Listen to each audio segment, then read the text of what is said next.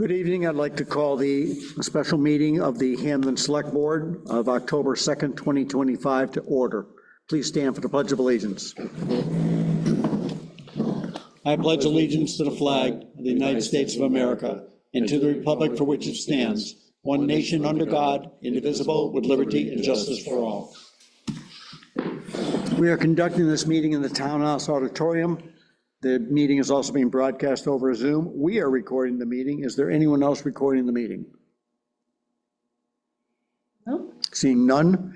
The sole order of business for this meeting is to conduct interviews for the new police chief. We have 3 candidates, and they will be coming up in a random order. We've scheduled 30 minutes for each candidate. The board will take turns asking the same questions to all 3 candidates. We have a scoring sheet provided to us from the town administrator. Our thought before was that we would take a couple days to think over the answers that we were given, and we have it on our agenda for Monday night to make our decision, hopefully. So is there any change to that you all think? No, the only thing that I was noting is that I thought there was 4 candidates and somebody. One dropped out. One dropped out. We got an email or something. Okay. Yes. I did not. Yep. Okay. All right, so. Yeah, there may be follow-up questions. Right, and I think we have enough time for that, yeah. The candidates are being sequestered downstairs. Even though the meeting is broadcast over Zoom, we will ask them obviously not to watch the meeting, so as not to hear what the other candidates' answers are.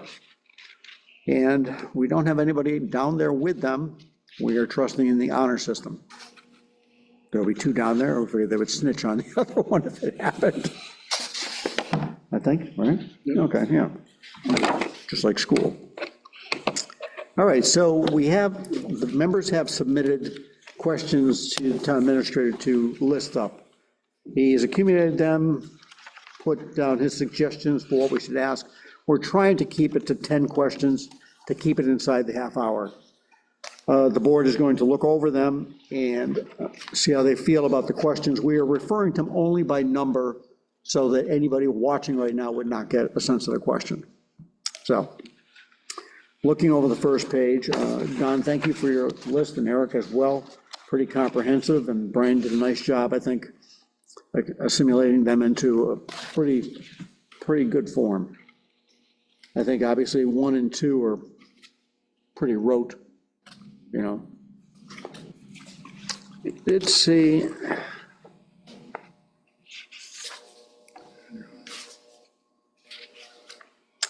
I don't know, would 12 and 3 have a bit of an overlap?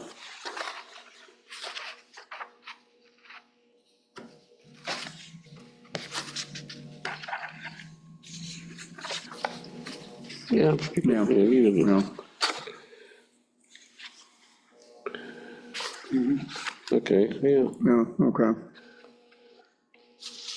Again, the 10 limit is just something we think is reasonable for a half-hour period. But, I mean, we could go over, but I think if we get it 15, we'd be well past the half hour. Agreed. This isn't like the debate. Right. Mr. Kennedy, you have 2 minutes to respond, then you're, you know. Right. So. We certainly hope the answer to number 5 is a good one. Yes. I think we probably should also just say, hey, these are must-haves, right? Like 4 and 5, I think are must-haves. I think so too, yeah, Right? yeah. So that's, 6, I mean, what we see with the challenges we've had lately has to be there.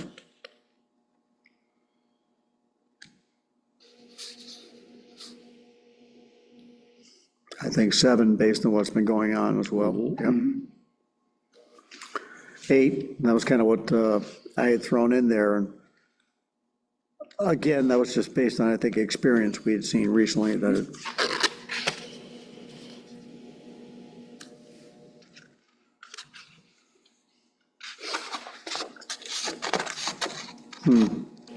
Maybe 10 can go with 3.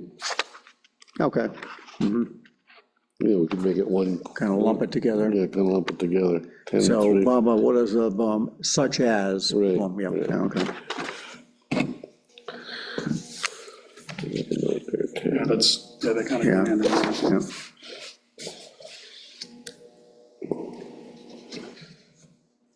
And we're gonna do, I guess 12 can go in there too, right? I mean, that's kind of the, That's what I'm saying, 12 and 3 seem kind of like together. yeah, 12, 10, and 3. Yeah. First, we're gonna take the 3 minutes just reading the question at this point.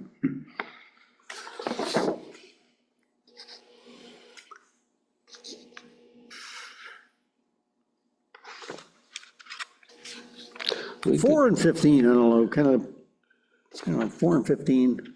Yeah, let's go 15.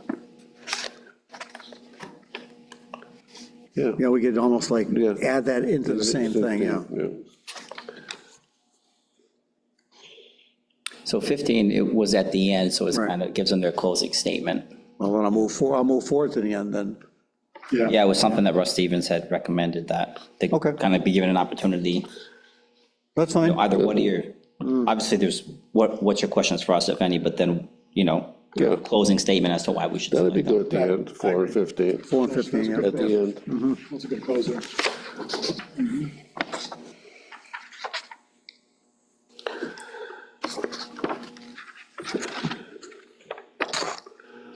We could take 13 out, and that could be a follow-up if something comes up, you just throw it in. Right? Yeah. You know, I think we're they done. may bring it up in the thing, and you can say, what's, Right. you know. So where we got now? 11 and 14 are kind of a question unless, 9 might be a little, 11 probably got kind of addressed in the assessment center, no? Like, there's probably like more of a hype. I would think, Like, you know what I mean? That's more of a. But also it shows a little about character too, depends on how far we want to go with it. you could almost combine 9 and 14, I guess. How do you, boom, and Yeah. how would you, Right. yeah, Yeah, yeah, okay, and you support. right, right.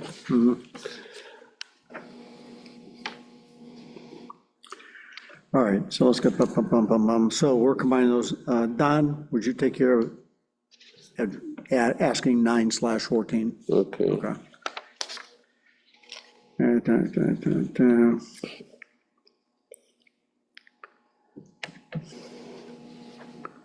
Eric, 7? Absolutely. All right.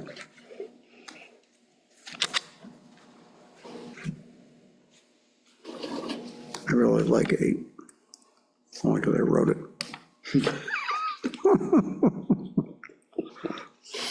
Okay, The combined 3 and 10, Eric, and then, well, that's 3, 10, and 12. 3, 10, and 12, Eric, and then, Don, will you take 3, 10, you take 5? Yeah, okay. So basically, you're making some statement that combines the best of 3, 10, and 12. Yeah. Yeah, okay. You got 18 minutes to come up with it. Yeah. Oh, we do have a little bit. Not verbally, though, please, not verbally. Only 3 questions. All right, so 3 and 14.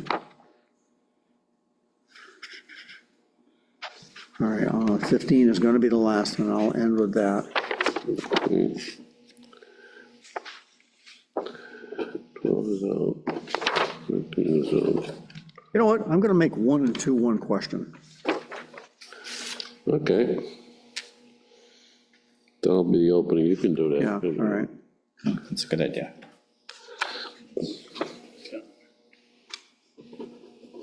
So, So you're taking 1 and 2. So one, Eric two. is doing 10, 12, and 3 Yep, together, right? all right. 4, See, I'm good. I'm 4 and 15. still like the idea of taking those words and putting them into the 15 one. Yeah, 4 and If we're 15. going in order, Right. then it should be probably John. and So he, boom, and boom, Don boom, does so 4. it's, So John, well, I mean, I'm gonna do the opening 1 and 2. Eric, you got 3, Don's got 5. 6. To 6 is, I don't care, Brian could have 6, because it's really gonna come back to him. Are you comfortable with that or not? I'm comfortable with whatever. All right, go ahead, Okay, Brian. Yeah, Brian. so who's got 4 then? As far as 4 being combined, what's about 4? 4 is gonna be slid into 15. At the end. Slid into 15, all right, so we got 1, 2, me, Eric, 3, Don, 5, Brian, 6, Eric, 7, me, 8, Don, 9, Right, with a sliding 14 into it. right, and And 10 was slid into Eric's one as well. 9, 10, and 12. I'm on the fence about 11. I go back to you said, was that something covering the assessment, you know? Yeah. Yeah. take it out. All right. Take it out. Yep, Let's take it out. and then we're pretty much done, ending with 15. Yeah. Yep, all right. All right. 11. So we got it down to 2 questions. All There we right. go. Oh, what's your name and thanks for coming? Yeah, right. Where's your park? We'll validate. Did you back in or pulling forward? Since we got to know. 7, 8. We got 9 questions. No, 10. 14? That 14 can't is even think about 14 the is actual- going in with 9. 1, 14 is going 9. 3, 4, 5, 6, 7, 8. I think we got 9. Yeah, we got 9. Yeah, And that- 9. That'll give us a little time. Look, for half an hour, I think that's plenty. We got Yeah. to follow up or something like that, you know.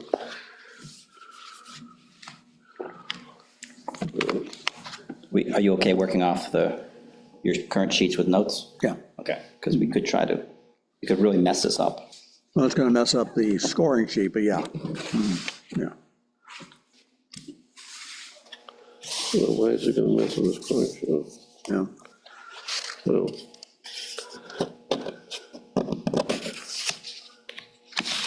Now, for rewriting, let's see, if we're using the scoring sheet, this is question 1. The 3 is now question 2. The 5 is now question 3. 6 is now question 4. Question 7 is now 5. 8 is now 6.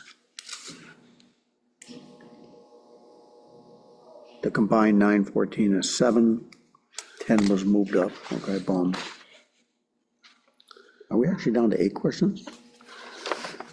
11 is out. Yep, 12 is, added into right, the 3 part. we're down to 8 questions. Okay, that's fine. But a lot covered in the 8 questions, all right.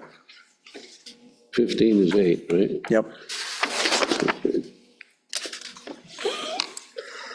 Well, we'll take a look at any suggestions that were possibly dropped out. Boom, boom, boom, boom, boom.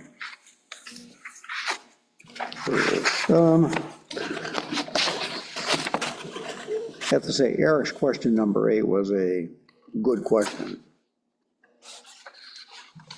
But I'm not sure it'd be relevant to everybody, that's the problem. It looks targeted, Yeah. yeah, I have that as a follow-up for that person. if it happens, Yeah. yeah.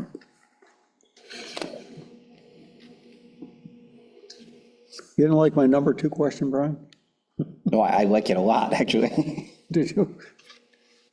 Well, I like, I think it's, I don't know if we want- I think I don't know it's if we bad. want- We have to go down. I don't know if we want to open that door in this venue, though. Yeah. But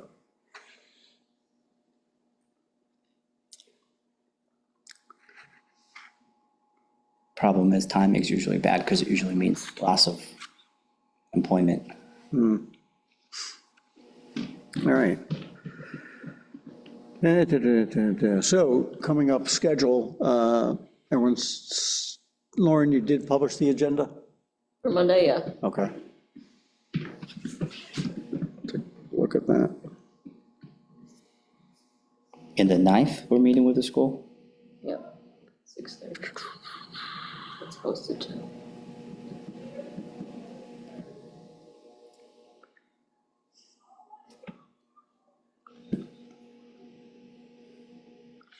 How about Eric's number 9.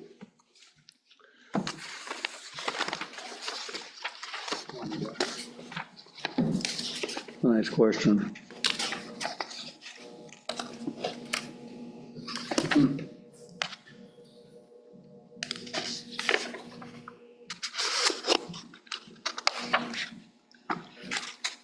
I like your 11.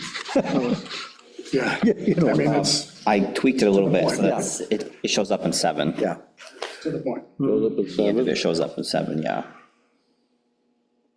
Oh, yeah, okay, good, Yeah. okay, good. Yeah, I thought that was a relevant That's a question. good question.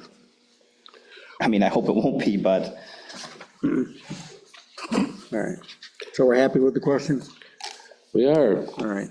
So looking ahead to Monday, so Finn is coming in, and he's bringing, what's the lady's name? Lily? Lily, okay. And as far as you know, Lynn Simmons is taking care of the hiring for Finn's replacement? yes, Has it been advertised yet? yes. Okay. Deep. And then the standard town meeting, town hall, and hire a chief. All right, we're hoping for an agenda for the 9th, which I haven't seen yet. When I spoke to Nick Bro, the town administrator in Wolverham this morning, he had only seen the one that was prior to the canceled meeting and hadn't seen anything updated yet. I did also ask, had there been any change about their thought for a special town meeting, and he said no, but again, they did leave the door open. It wasn't a hard no, but they at this point saw no reason to have one. they're running out of We're time. running out of time, yep, exactly. They don't have they keep their free cash differently than we Yeah, do. they do. Yeah. And then, of course, we have Monday.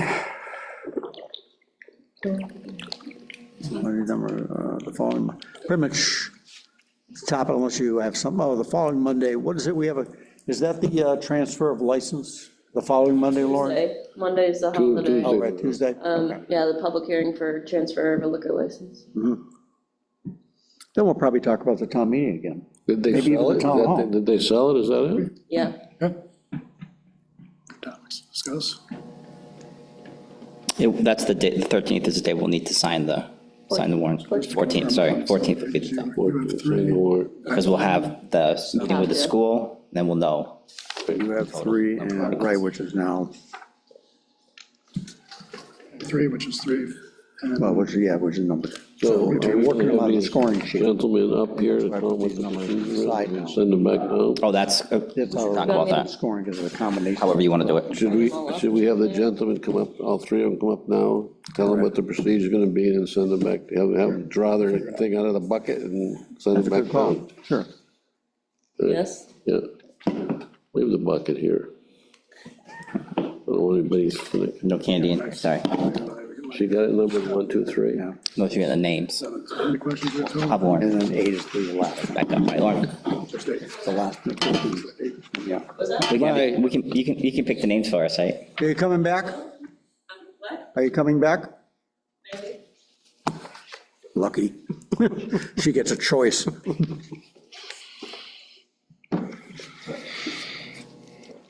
Well, if it has their names on them, Yeah, they can't pick it, well, one of us. I'll pick it if Lauren doesn't want to pick it. yeah, they can't pick it, Yeah. because they pick the other guy's name, and they say, oh, it's me. Yeah, it should- I won. Hopefully it's just 1, 2, 3, right? Go figure out. I would got think, home, I got flying home from work, getting everything done. I look, I see the email, saying the other guy dropped out. It just happened. Huh. Do introduction. Evening. Oh,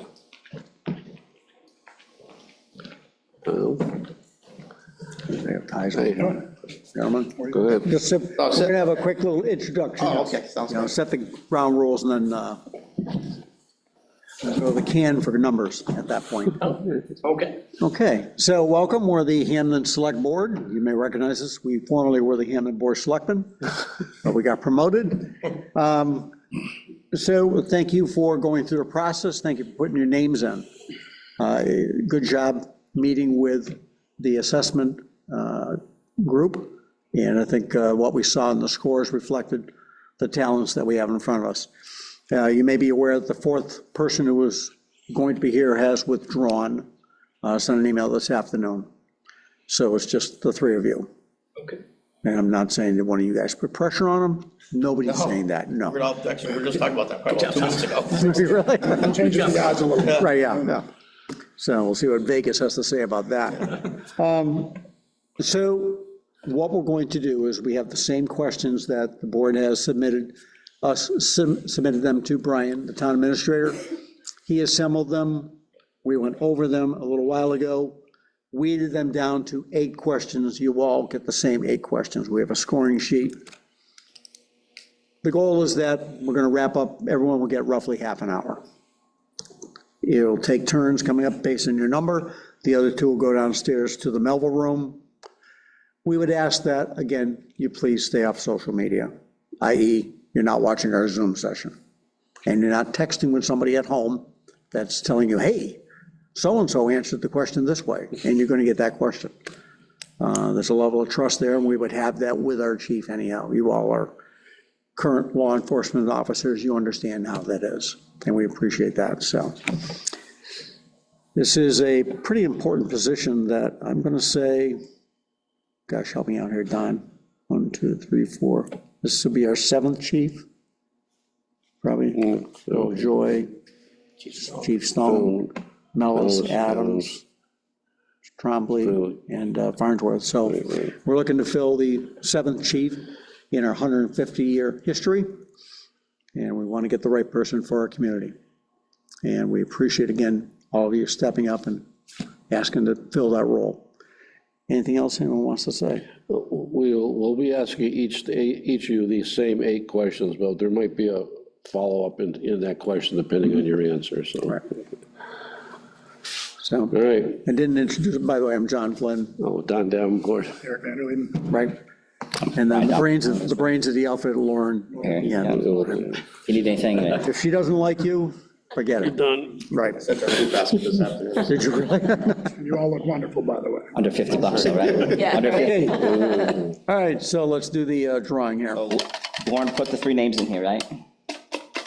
I'll just draw them randomly. The first one I pull will be the first or the last? First. Okay.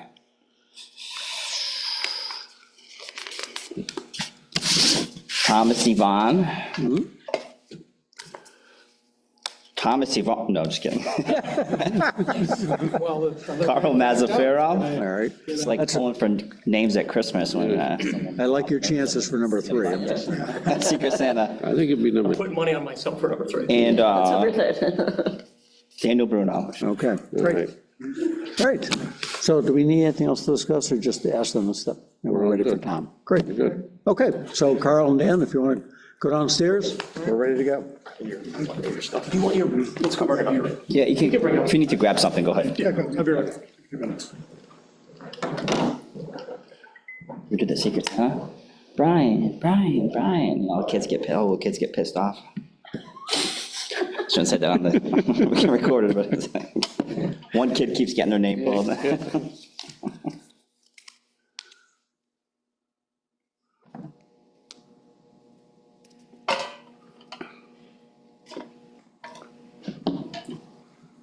What do you think about this? First 2 lines, just to sum up the last, this one here. You've had this many people in a, A ton of people on Zoom, I thought. It'd take me 3 days to type that out. Yeah. It's good. On Zoom. it is the most I people think I've it's had on the first 2 Zoom. lines. I'm looking at the rest of it. It's 15, 13. like, yeah. I'm gonna sit there. Oh, yeah. Yeah, am I sitting on? There's a mic over there. Yeah, over there. Dated. Goes in my head. Oh, thank you. Thank you. Thank you. When we're done, do you want us to go back downstairs or? No, Oh, when you're all 3 done? no, when he's done. When you're done, you'll go and ask the next guy to come up. Okay, And then you can go. and then I can leave? Yeah. Because we're not going to decide till Monday, right? Our plan.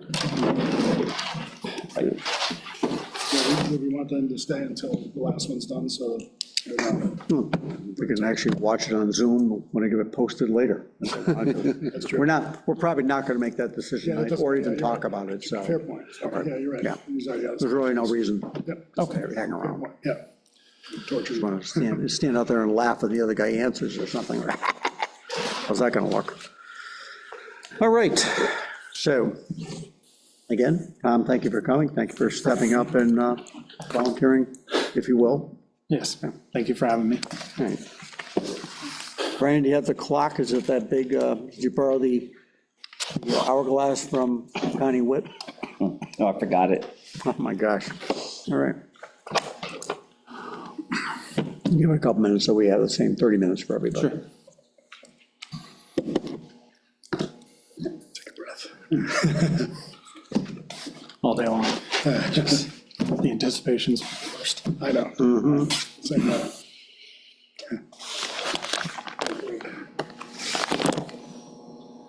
Your neighbor's doing good, huh? Was that? Your neighbor? And that he's doing, recovered quick. Very well. Yeah, very good. Yeah, very good. Yeah, it's good to see.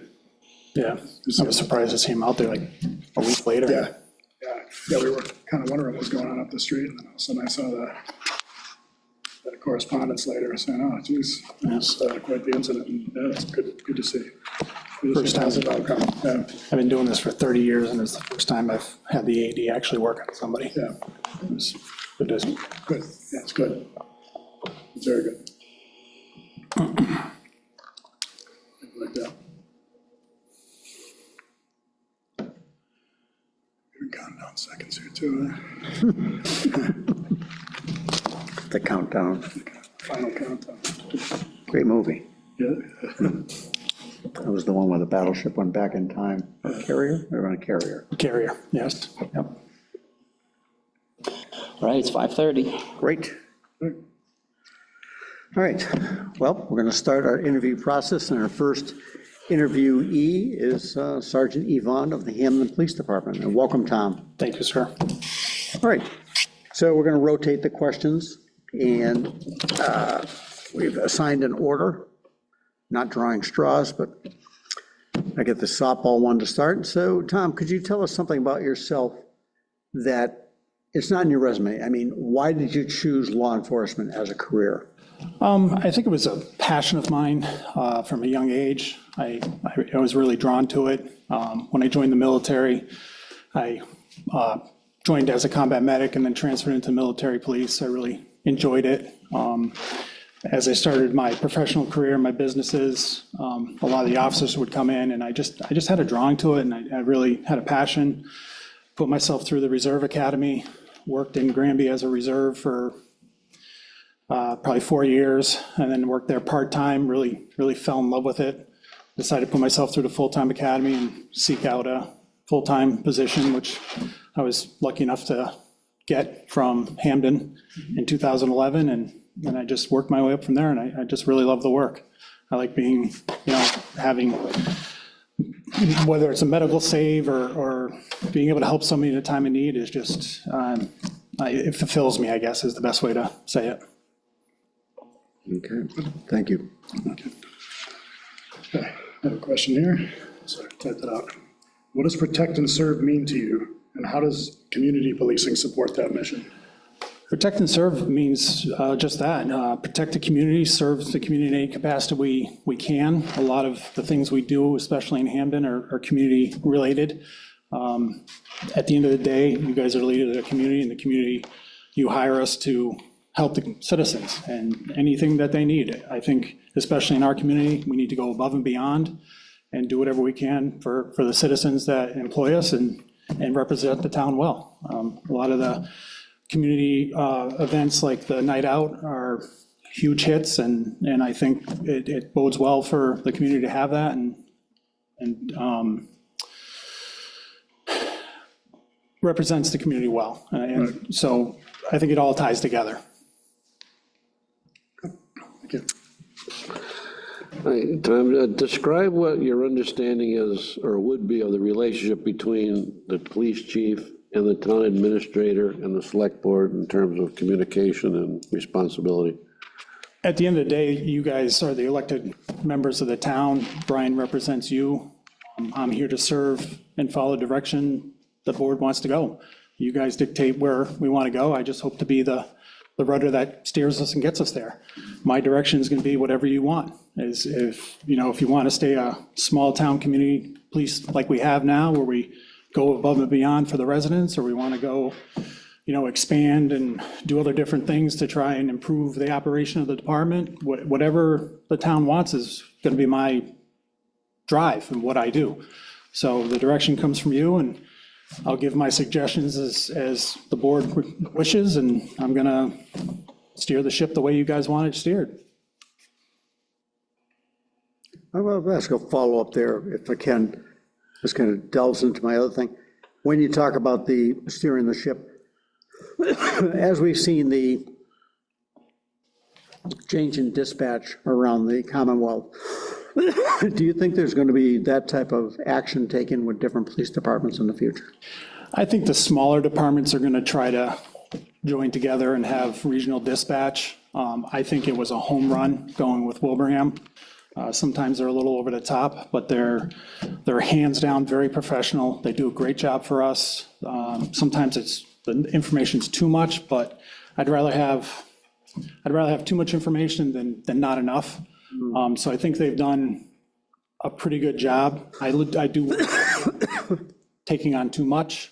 And that was one of my big concerns when we were initially talking about going with Westcom, is we would fall in the wayside because the call volume's not there. And as so far, it's been really good. We have not had any major issues. There's a few things I'd like to address with Tony that are a little bit of safety concerns, but nothing that's detrimental. I think they provide a great service to the town so far. Don't really have any major complaints. I think it's better service than we had. They're much more professional. It is. I mean, another follow-up is that one of the reasons I think the board did not go with Westcom is that we would have been the very small fish in that pond. Agreed, absolutely agree. Now, with the plan for the regional to add on Palmer, Yeah, we run into danger of a four group that we are going to be the small fish again. we do. And I think they need to be concerned about the size and if they have the staffing. I know they set our old dispatch center up to be able to receive calls. So maybe one of the things, if they're having a single dispatcher per department, maybe they staff ours and we have utilizing our facility, which would negate having to have a clerk. And so I think there's some opportunity there for sure. Good. Thank you. Brian? So Tom, they let me ask a question, thankfully. Outstanding. Yeah, I appreciate it. So I don't just have to say, Wait till you hear Lauren's question at the end, though. Oh, boy. please tell us about your experiencing, I already messed it up. Great. So restart the recording, please. Thank you. He can have his time back, okay? Please tell us about your experience developing and administering budgets. As most of you know, I've been self-employed for a long time. I've had to budget, manage people. I've had to, I don't have a backup, so I had to, so my experience with budgeting is I have to be very on top of things, making sure I don't overspend, making sure I can produce what I need. In this position, it's going to, in my opinion, it's going to be a little bit easier because I'm going to have a set budget that I need to stay within. I've never really had that before. It's always been trying to pinch pennies and do that. But with that said, I think one of the biggest things is in this job is to be judicious in how the money's spent and do it as practical as possible and as efficient as possible. I think that's important to the town and the board, to not waste any funds and be very judicious with how we spend the funds. So I'd be looking to not pinch pennies, but cut corners where needs be, and move things around to benefit the town and the department. Thank you. I believe I have the next one. You do? Please describe your leadership style and discuss how you would approach delivering difficult feedback or discipline while still maintaining trust and morale in a small town like Hampden. So, you know, when it comes to discipline and things of that nature, and if it's a difficult thing, I feel it's almost a autocratic style where it's, okay, you've done this is what needs to happen, and it's essentially a conversation of you can't do what you did, and there needs to be a discipline or progressive discipline, if you will, verbal warning, have a conversation. It would be, you know, a private conversation with the individual and probably the supervisor, and it'd probably be a one-way conversation, especially if it's a egregious situation. I think people can appreciate honesty and straightforward actions. I think they know the group, at least that I've worked with in the years I've been here, I think they know that I'm pretty straight shooter, and if there's an issue, I take it up with that person, and hopefully if they correct the actions, it's done and over with. If we do follow up with that, two things. Number one, as president of the officers union, Yes, you're a strong advocate for them, and rightly so, as you should have been, and you did a good job there for them, I have to say. I appreciate Are you going to be able to separate that from if you're appointed chief? I think so. I think I'm actually going to be able to do a great job and advocate for the town side. I do know the contract inside out. We've obviously negotiated a couple of very good contracts that have put us in a great spot for attracting, you know, veteran officers. So I think people are now actually looking at Hampden as a place to go instead of using them as a stepping stone and moving on to perceive bigger and better things. So I think they know I know the contract. I think, you know, one of my biggest things that I try to do is abide by the contract. If there's something that we have in the contract that doesn't work, I'd like to make a note of it and try to correct it down the road. I know the intent behind most of the stuff we negotiated. I think I have a really good rapport with the other officers, and they know I negotiated the contract, so they know I understand it. So I think they are willing to listen, and inevitably there's going to be something that comes up that was unforeseen. And I think one of the biggest things with the group now is I can talk to them. I can say, okay, well, you know, we as a town see it this way. You as the body see it this way. Let's find a middle ground and fix the problem and come up with a solution. I think that will be fairly easy to do with the group that we have. We have a strong core right now, and a lot of the guys are, I think all the guys are obviously behind me and supportive of me, which is huge. So I think as long as we're reasonable and, you know, I can come up with a mutually agreed solution if there is a problem, I think it'll work itself out. How do you, the post, how does that fit in to all this? Post is pretty much, you know, they dictate how we have to respond. So if there's a disciplinary action that we have to address, if it falls within their parameters, we have to report it. As from what I've seen with the union and with other departments, they pretty much fall back on what the town decides to do as far as discipline and support that action. Very rarely have I seen them come in and say, no, that's not good enough, we need to do more. So Meaning post coming in. meaning post, correct. Once it's reported to post, I've not seen them come back and say, or question what has been done. So I think as long as we follow the parameters they have set forth with reporting, I don't think there'll be an issue. And quite frankly, I don't think there'll be an issue anyway. I think everybody has seen in the past couple of years, unfortunately, that they're not messing around and the town's not messing around. So, you know, I don't hopefully foresee any more problems. You know, it's been a bumpy road, so hopefully, I think it'll smooth out. I think everybody gets it. This might be a follow-up that unfortunately may not be relevant to the other candidates, but you mentioned that you have the support of everybody behind you. Yes. It goes back to Eric's point before now. When you're in charge, that's going to change your dynamic with those people. Are you going to be able to maintain that? I think so. It's something being the boss from being the coworker.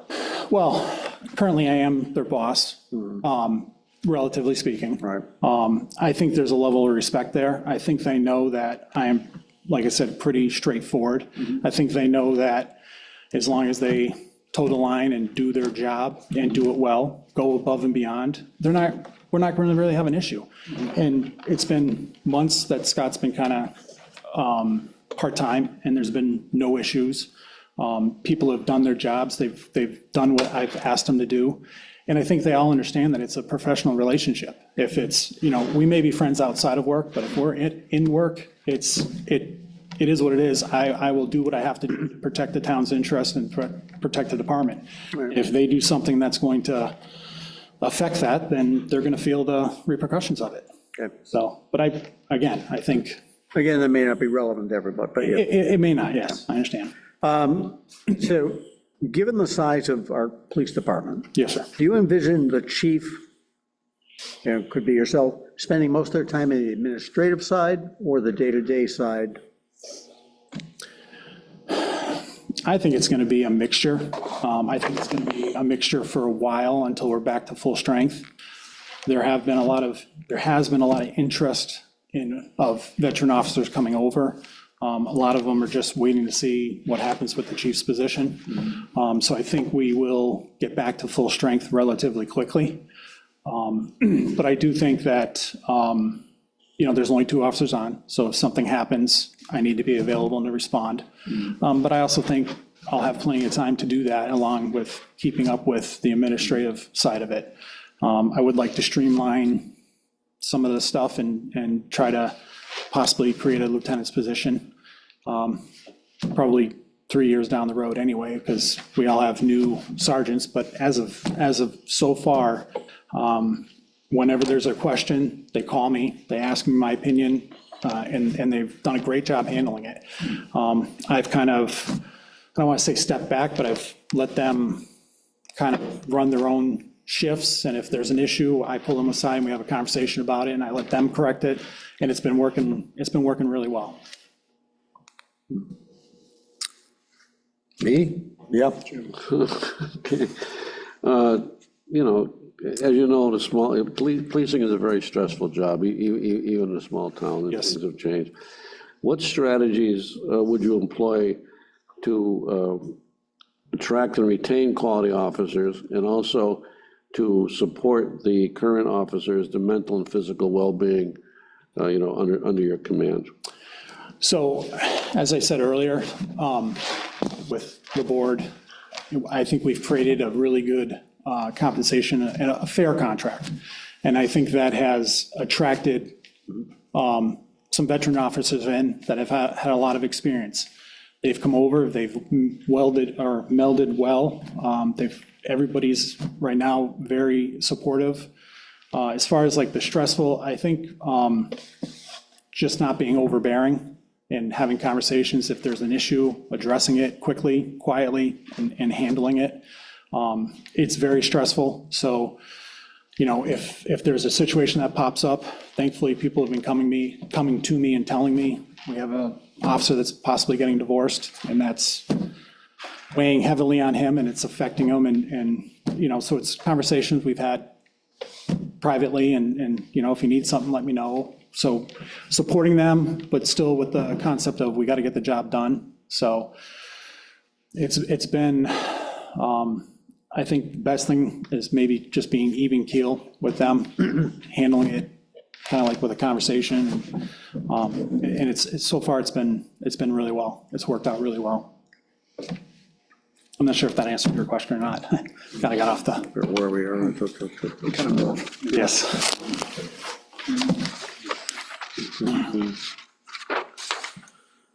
Right, so here's the hard question. Yes, sir. Why should we choose you as the chief?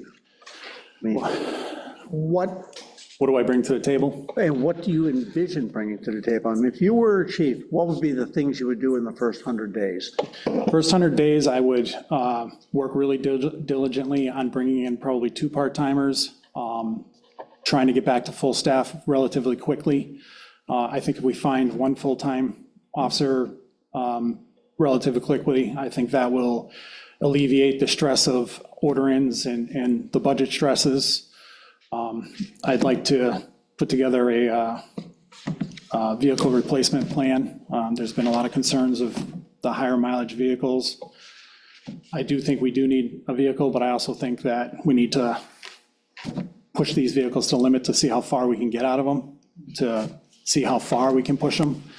I think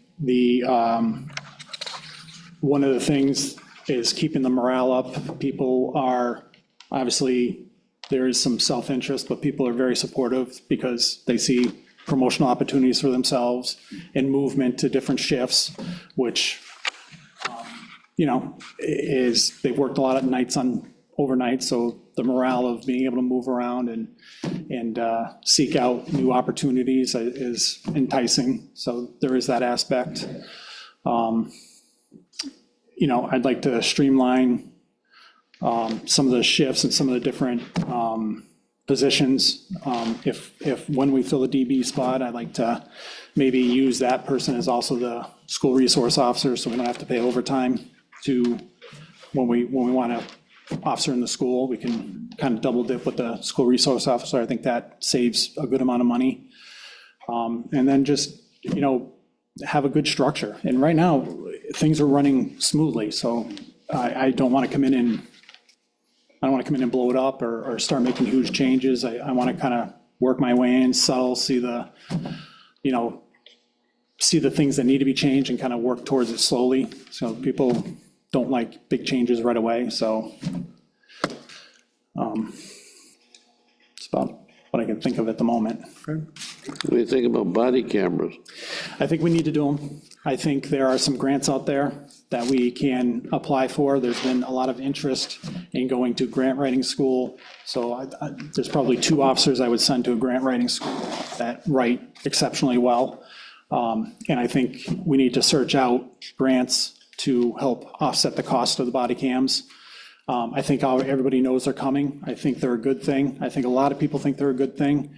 When you're on the street, if somebody makes a claim against you and it's on video, it's very difficult to disprove the video. I don't think there's going to be any pushback from the union side. So I definitely would like to see that happen in the next 3 to 5 years. We do have the IT situation to work out, which I think will be, again, I think the union sees that there was unintended consequences with what we did, so I think they're going to be amicable in doing it. And Doesn't it go back to the original question about the budget, et cetera? The cost of the body cameras, the original capital cost pales Yes. in comparison to the annual cost of cloud storage, et cetera. yes, So- so we have to figure out if we can store them.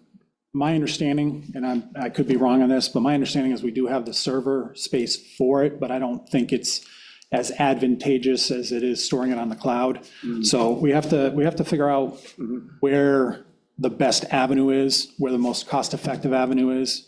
And we may have to start off small and start with the in-house stuff and then maybe move it to a cloud storage, but it's going to be pricey.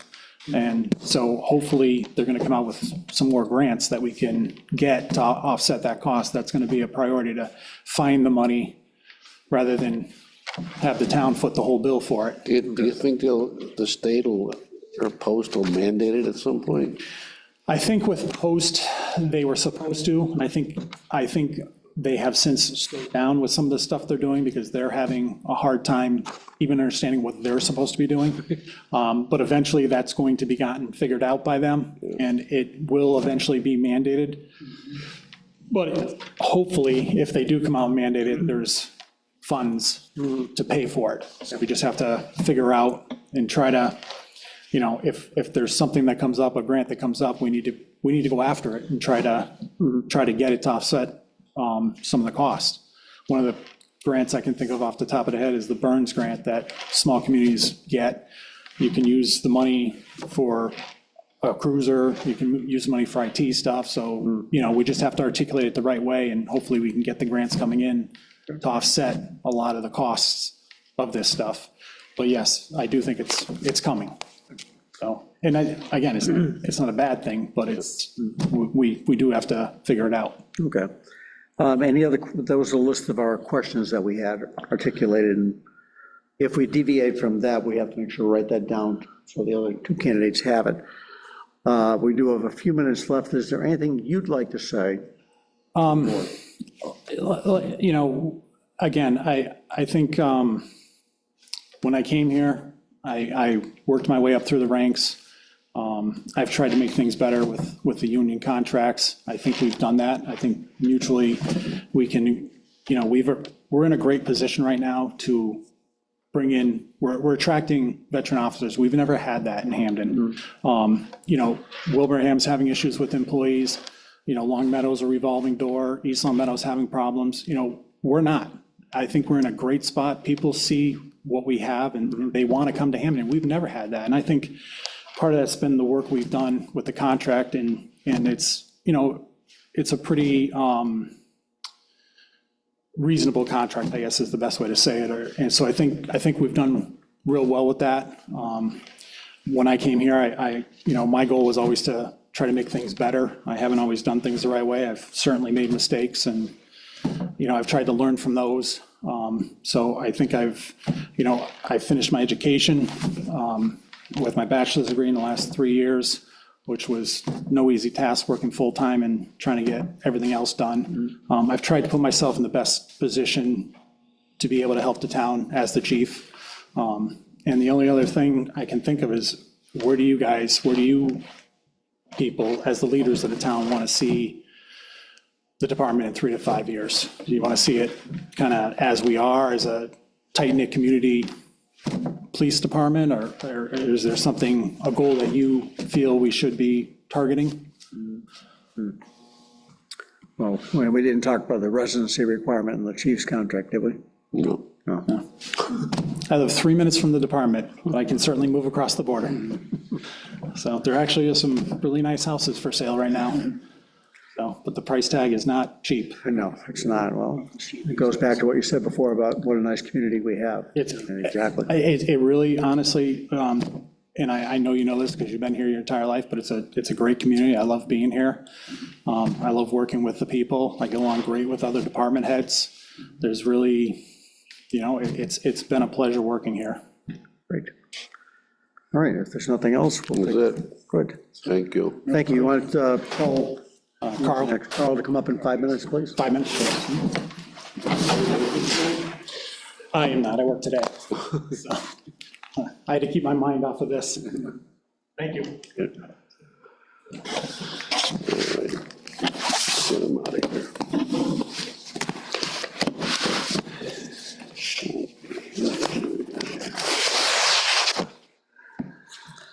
Carol's coming up. Ooh.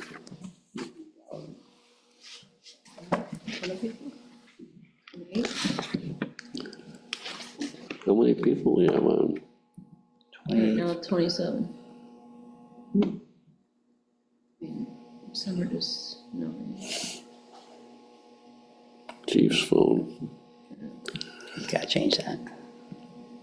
George. Guest, iPad, phone, probation. Oh, Really? I don't think that's really him. Magic Mike.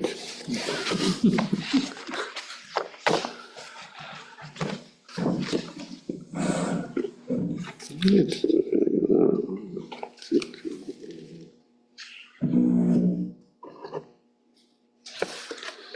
all right.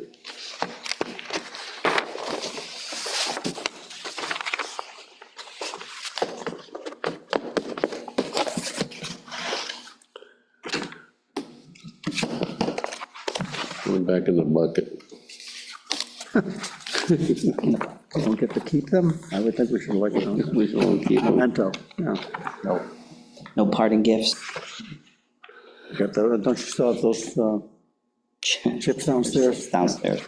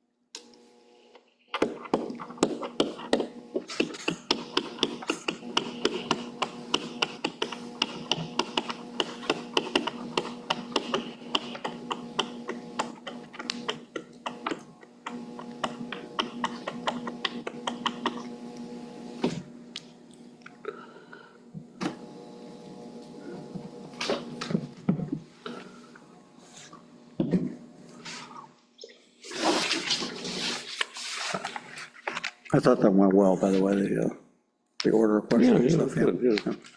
And the follow-ups were good. But you noted what you did so we can, the follow-up. Yeah, ones. yeah.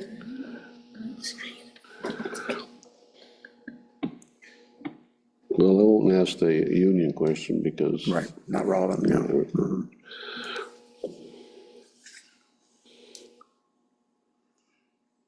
It's like every 2 minutes you get another.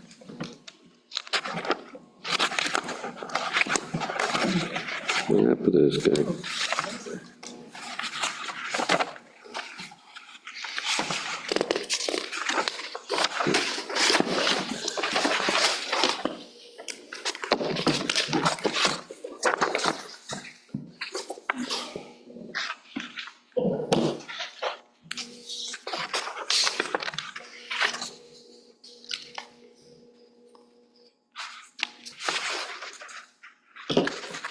Did he go down to get him? Told them to send them up, I mean, He said to send them up in 5 minutes. It's 5 minutes, Oh, 5:55 when.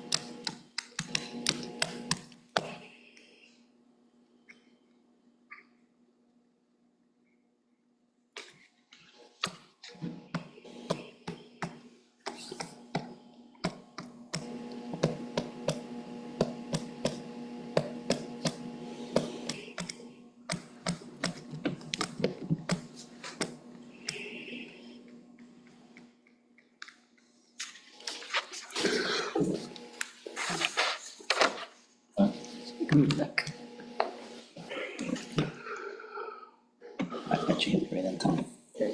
So, thought I heard a footstep. There we go.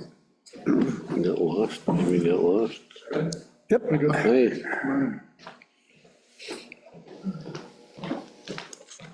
Good. Carl Mazzaferro. Nice to meet you. Carl Mazzaferro. Pleased to meet you. Carl, pleased to meet you. Nice to meet you again. Nice to meet you again. Want to have a seat at the table over there, Carl? Oh, yes. Yes, on there. Thank you.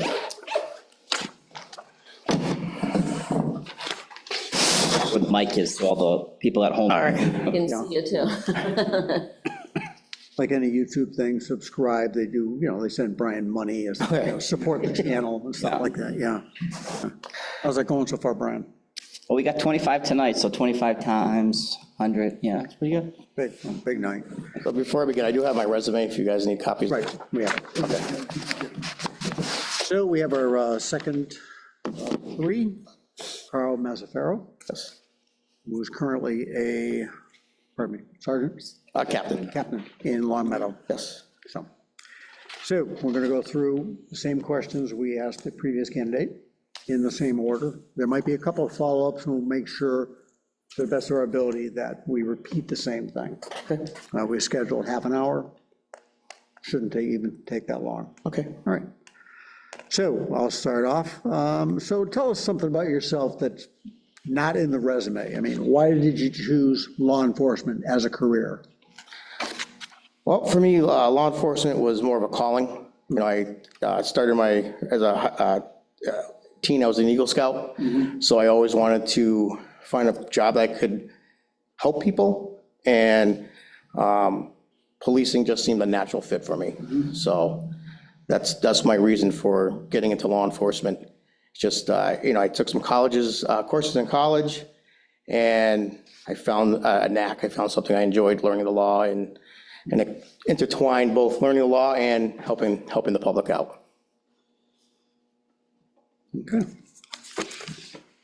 Okay, I'm going to take this one. The one you had on your phone? You asked too of something that's not in my resume, Mr. Flynn? It's the one on your Yes. phone. Okay. Yeah, that's the one you wrote. Okay. Mr. Flynn, did you also ask something that was not in my resume you wanted to know besides the law enforcement? Is that a two-part question or just, Basically, something not in your resume. I mean, Boy Scout when you were young. I mean, okay. That was good. What else you got? Oh, just like, you know, I live in East Long Meadow with my wife, Jill. Been married for 21 years. I have 3 children. Victoria, who is 19, she's a student at Western New England University. I still want to call college. My son Zachary is a junior at East Long Meadow High School, and my son Anderson is a 8th grader at Birchland Middle. So my family and I, in our leisure time, we're a big Disney family. So we part of the Disney Vacation Club, so we go down there. That's usually how we enjoy our family time and stuff. So that's something unique with my family and I, so. Good. Okay. What does protect and serve mean to you, and how does community policing support that mission? Well, you know, protect and serve is, we have a responsibility as a police department to provide our residents with the best level of service that we can. And that is rooted in community policing. My cornerstone of my career has always been community policing. And a lot of that started here when I got hired in Hampden as a full-time officer. You know, I was one of the 4 school resource officers. Scott Trombley and I were assigned to Green Meadow, and Bill Joy and Jeff Farnsworth were assigned to the middle school. I also took part in the Rad Kids program.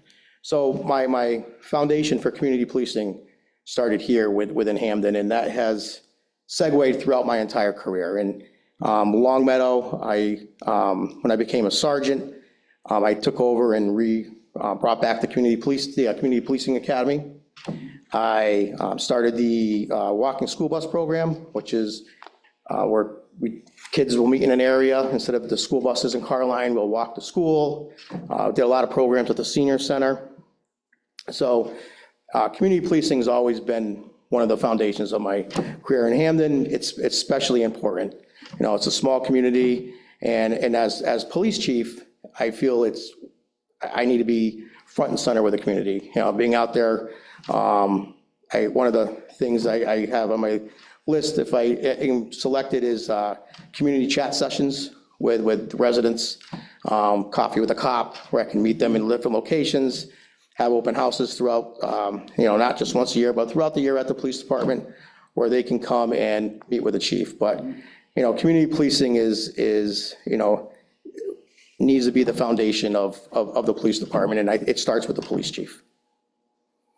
Thank you. Me, chief? If you'd like to. Describe what your understanding is of the relationship that would be between the police chief and the town administrator and the select board. So my understanding is the select board is the governing body. You're in charge of the town, and the day-to-day would be myself and the town administrator. So the select board makes the decisions, and you know, and then, you know, I probably have day-to-day conversations with the town administrator, but, you know, the select board is the governing body. They're the ones that, you know, they're appointing and firing authority within the town. So I believe there needs to be a cohesive collaboration between the 3. And that's something I would be bringing as your chief. I have a great deal of experience of meeting and working with the select boards. Even in Long Meadow, when I was in charge of traffic and safety, I would meet with them yearly and go over just different projects going on in town, different traffic concerns they may have. And Long Meadow has a town manager form of government. So Lynn Simmons, you know, she's kind of like the select board. You know, she's in charge of the hiring and firing and the day-to-day, but I have a great working relationship with Lynn, and in my role as sergeant in charge of traffic and safety, and also my role as captain. I work with her, you know, her office a lot, so. How do they communicate an incident in town to the select boards? Do they? Well, that would go to Lynn. So Lynn is again, she's the version of the select board, so she's. I mean, not that, I mean, we don't need to know everything, but. No, but like, well, usually. Particular thing would happen that we really need to know about, so how. So in situations where I've been assigned, you know, my chief is away, I'm the acting chief, being number 2 in the department. That would be a situation where I'd be calling Lynn and saying, this is what we have going on in town, and then she would facilitate that message down, so. I did have a follow-up prior, so it may not be relevant to your answer, but I want to get your opinion. Hampden has consolidated dispatch in the last several years, and we see a trend over the Commonwealth for the same thing. Do you see or anticipate that type of trend happening with police departments as well? And what's your feeling about it? I'll be honest, I do. I think as we get farther into police reform, I think you're going to see department staffing start, shrinking. And you may not see full, consolidation, but you're going to see more sharing of resources. I think every community is important to have your police department. Here, just because of the community policing aspect, you walk into the police department, the officers. It's not a state trooper there or a sheriff working. But I think as down the road, and it may not happen in my career, but I think you'll see more consolidation of police services and towns assisting and helping each other more when it comes to the resources that they need to run and operate. So, Great. Now we have our town administrator. They let me ask one question. Well, you've had practice, so this one's going to go smooth, right? He whines a lot. I won't mess up though, like the first time. Yeah.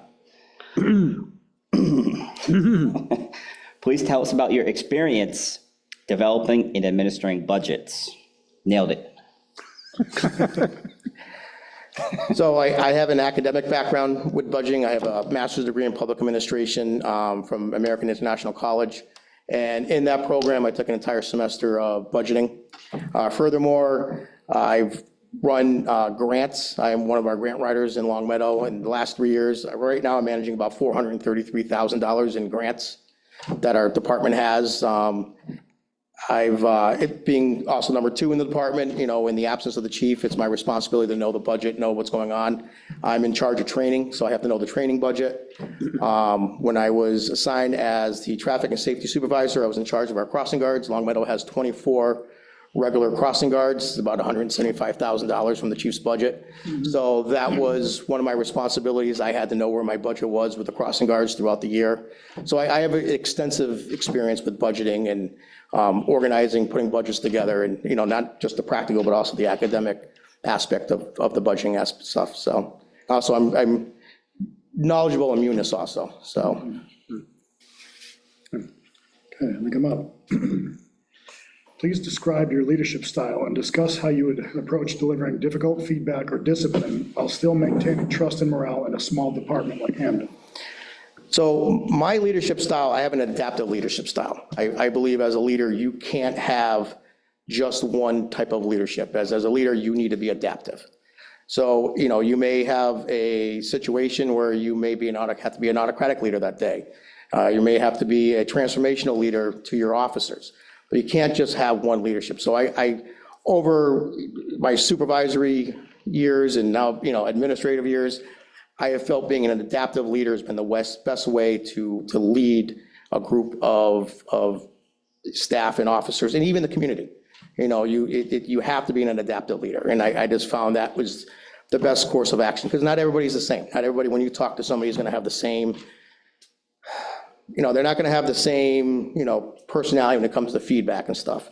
And the way I handle leadership and feedback with my officers or discipline is first, I'm always empathetic when I have to bring an officer in to speak with them. It's one of my other responsibilities is and the chief's the ultimate disciplinarian in Long Meadow, but I'm his second in charge. So I'm that first level before it gets to the chief. And I'm always empathetic when I have to speak to any of my officers.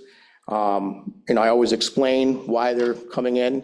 So I'm very cognizant of the environment, and I know it's a stressful situation. So, I really think that being adaptive to that situation is important, so. What about the post? The certification, things like that, of discipline.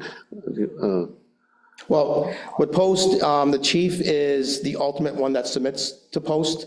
Again, my findings, when I have when I do an internal affairs investigation and I have to submit that to the chief, it's to the chief's one who submits that. But I know all the post guidelines and the post rules, and I understand that, but the chief's the primary person, every agency who submits the post when it comes to any type of internal affairs or complaints.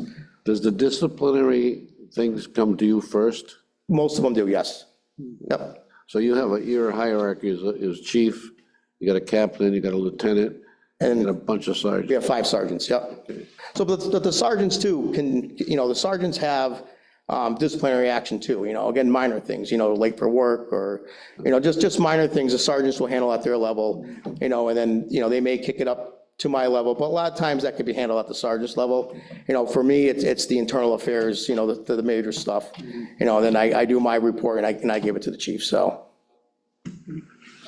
So, given the size of our police department, we're a fairly small department, you were there. Yes, I was. So, do you envision the chief's role to be mostly administrative, or would it be involved in day-to-day as well? It would be involved, it would be a combination of both. It's just like how I'm as a captain right now. As a captain, I'm in a unique situation along Meadow where I'm still part of the union. And that's just how our hierarchy works. So I still have to cover shift. I have to go on calls for service. So in the absence of my sergeants on day shift, I'm covering the day shift, and in conjunction with having to do my administrative work. So I don't foresee, knowing Hampden as well as I do, I don't foresee that changing at all. It's the chief, again, being adaptive, knowing that, yes, I have administrative work, but also too, I'm gonna have to be available to assist my officers and assist the community for calls for service, so. In policing, we all know that policing is a 24/7 job. It's very stressful, even if it's in a small town. What strategy would you employ for attracting people, retaining people, and also supporting their employee in mental and physical health? So by the end, I'm gonna give you a 90-day plan, and on my 90-day plan, it discusses retention and recruitment. And I know the department is still down 1 officer. So recruitment and retention is just getting the word out there, getting to the colleges, to the sheriffs, advertising. I never felt Hampden had an issue of recruiting at all. It's such, when I applied here 24 years ago, and I know policing has changed over the years, but the reputation of the town preceded itself. It was just a great town to work for. So, but it's getting that positive feedback out there and trying to encourage people to apply to the department. So I just think just being actively, seeking into the colleges, the sheriff's department, we have different avenues now that we can look for hiring that we didn't have 4 or 5 years ago with police reform. And as for mental health and wellness, it's definitely a big topic. It's one of the things I take personally, mental health and wellness within my officers, and trying to get them into training as much as we can. Any type of, I'm trying to get all my department, there's a program through the sheriff's office called Struggle Well. It's a free program. It just costs the time of the department to get the officers into it, but I've been trying to get all my officers into this Struggle Well program. It's a 2-day program. But I think mental health and mental wellness can't just be send somebody to a class this year and not next year. It has to be a continuation of just making sure that, that they're mentally well and healthy. And part of that too is also talking with them. And I have an open door policy, and as police chief, I'll also continue that open door policy where my officers can come and talk to me whenever they want. If I feel I see an officer who is struggling, I will call them in and talk to them to say, how is everything going? While Long Meadow may be 27 and Hampden's 11, we're still small agencies. Everybody knows everybody. Everybody is they're friends. So it's like I said, it's just knowing your officers and also making sure that they get into the proper programs that are out there. And again, these are Struggle Well is a free program. It just costs sending the officer there his time. It doesn't cost the town any money to send them there. And I did it this past summer, and it was phenomenal. It was an excellent program. But I felt like I needed to go to that program just to see what I'm sending my officers to. I thought that was important. And I left there, and I'm like, yep, we're going to get everybody in there as soon as we can. So. You talked about. Let's ask your body camera before we let's move it up, so it's not the last one. Okay. I got a mental health question though. I know you do. But you want to ask it to him? Yeah, then I'll do, then I'll do the next, then I'll do the other thing. Because we're on mental health. Okay, We're on mental health. That's for the officers. yeah. Can you describe briefly the mental health co-responder program? Yes. So Long Meadow, currently, we have a co-responder program with East Long Meadow, and it has been phenomenal. I cannot believe how successful the program is. I think it should be in every single program. I mean, every single community, the co-responder program. The co-responder is in East Long Meadow Monday, Tuesday, and half of Wednesday, and then the other half of Wednesday, Thursday, and Friday, she's in Long Meadow. But that doesn't matter. She will go back and forth to both communities. I had a referral for her on Tuesday for a situation in Long Meadow, and she quickly jumped on board and was able to call that person. So just, so people know, this is, if an officer is called to, say, for instance, domestic situation, they could call a co-responder to come in. If they're working, or what they can do is give the co-responder the address, and they will call that. That's what we do a lot of the times. We print out the report. They have a box, and that report will be in her mailbox when she comes in, and then, or we can call. I mean, she's very accessible. So if there's some type of emergency, she can call from her house, right there. But the program's been amazing. It is. I think it's helped the community a lot, and also too, she's there for the officers too. She's not just there for the residents, she's there for the officers can go in there and speak with her. And so it is a great program. So. Okay, now the one, the body cameras. Yes. Your thoughts? Yes, no? I think body cameras are great. I just think in today's world of technology, it just protects the officers, it protects the community. It lets everybody know what's going on. There's no hiding of the call. And if an officer is inappropriate or doing something incorrectly, it's going to be on that body camera. And then, as an administrator, I can handle that situation. But, like I said, we have in-car cameras in Long Meadow right now. So I'm working on one of the grants that I am pending is called the Burn Grant. So it's for $40,000. So I'm in the process of replacing all of our in-car cameras, but that line item to do that was about $110,000, and we didn't have the money for that. So what I'm doing is we have an on-site storage area for our in-car cameras. I'm moving that to the cloud system. That's really the expensive part. The cloud system is expensive. So we're moving that to the cloud system, and then I'm replacing one in-car camera, and then next year my goal is to write that Burn Grant to start replacing the rest of the in-car cameras. But what I'm getting at is right now we have the in-car cameras, and they've been fantastic. And at some point, there's grants out there. East Long Meadow got the grant through Massachusetts to pay for their body cameras. It didn't cost the town anything. If down the road that would be something I'd be looking at. I just find grant funding important for smaller communities to supplement that. So that, but yes, I do support body cameras. So the last question, and kind of the hardest one, I think, your first 100 days. Yeah. Are a big thing. Yes. But why should we choose you as chief of police? What are you going to bring in that first 100 days that's going to validate our choice? Okay. Can I give you a document first, and we can talk about that for my first 100 days? It's not a PowerPoint? No. I was going to be a DVD presentation. No, if I had, I could. So I do have a 90-day. 90 days. I have a 90-day plan, but I can add the extra. The first 10 days of vacation on the contract. Is that like abs to steel? Abs to steel, abs to steel. 90 days? Like one pass. I have no idea what you're talking about. Remember that? Yes, you do. Yes, I do.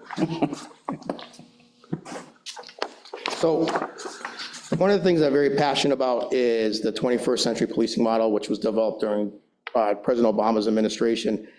And I feel every police department in the country should model the 6 pillars of 21st century policing, which is building trust and legitimacy, police policy and oversight, technology, social media, community policing, crime reduction, officer training, education, and officer safety and wellness.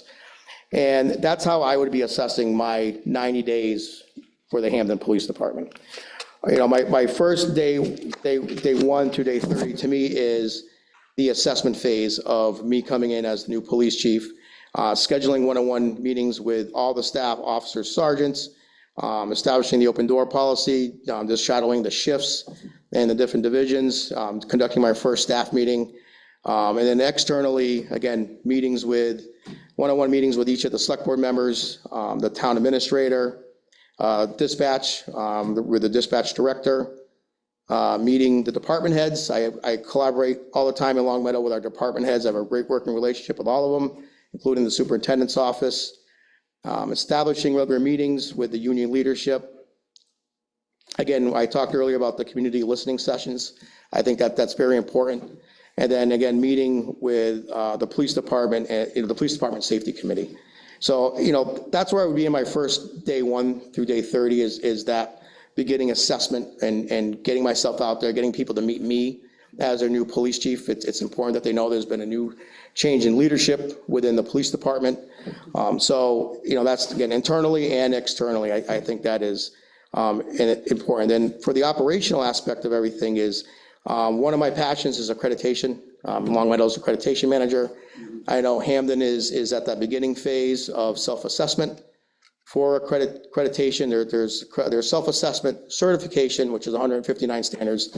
Then there's the accreditation, which is about 258 standards, depending on your size of your community. So, but again, reviewing department policies and procedures, I'm analyzing the organization structures and the effectiveness and efficiencies, use of force, any incidences, citizens' complaints, technology, and anything with the technology within the department. The fleet, I watched some of the meetings. I know there's been some talk about the fleet within the department, trying to extend the mileage a little bit within those, the vehicles. I can tell you Long Meadow, we keep our cars somewhere about 100,000, and then we move them on to either spare cruisers or, and then from there they move on to the different aspects of the town will use them. So, and then what the department currently has for grants. So day 31 through 60 is just, analysis phase, looking at the strength and weaknesses of the department, conducting comprehensive budget review. My goal, I know Chief Trombley came in about 6% of a budget that he submitted last year. My goal as a chief is always try to be as level funded as possible. Obviously you have your contractual increases that you're going to have to bring in, but as chief, and I've learned that from my current chief, he does a great job with our budget, is come as level funded as possible within your budget. Again, current staffing levels. I mean, Hampden has always relied heavily on their reserve unit. It was the same way when I worked here, and that's something that with that recruitment and retention is keeping that reserve staff healthy, because it helps out with the budget, helps out with the full-timers and time off. And then looking at any overtime recurring patterns or causes. Then professional development. I feel as a captain in charge of training, my job is to make all my officers the best versions of themselves. And as chief, that would continue. And part of that is getting them into training. The department has a healthy training budget of about $40,000. So there's money there to send officers to training, and that's a great way to build morale and within the department. Is if an officer has a niche, get him into that class. I always say if the training's applicable to the department and the community, we'll send it to you. I'm not going to send somebody to learn about biker gangs when Long Meadow doesn't have an issue with biker gangs. So, but I tell my officers, if there's something that you want to go to and it's applicable to our community and in our town, we'll send it to you. It just benefits the community at the end. That's what it does. And again, it builds that morale within the department. My other role I had for many years was I was a field training officer. I have now passed it on, the field training manager aspect, to one of my sergeants. Still oversee the whole program, but one of my sergeants runs the day-to-day operations. So very passionate about the field training program. And then researching more grant opportunities. There are a lot of grants out there. There's a lot of different trusts out there that give money to law enforcement. So it's, again, the Burn grant is another great one. You get $40,000 a year. Last year, I replaced all of our laptops in our cruisers with a grant. We didn't have the money for it.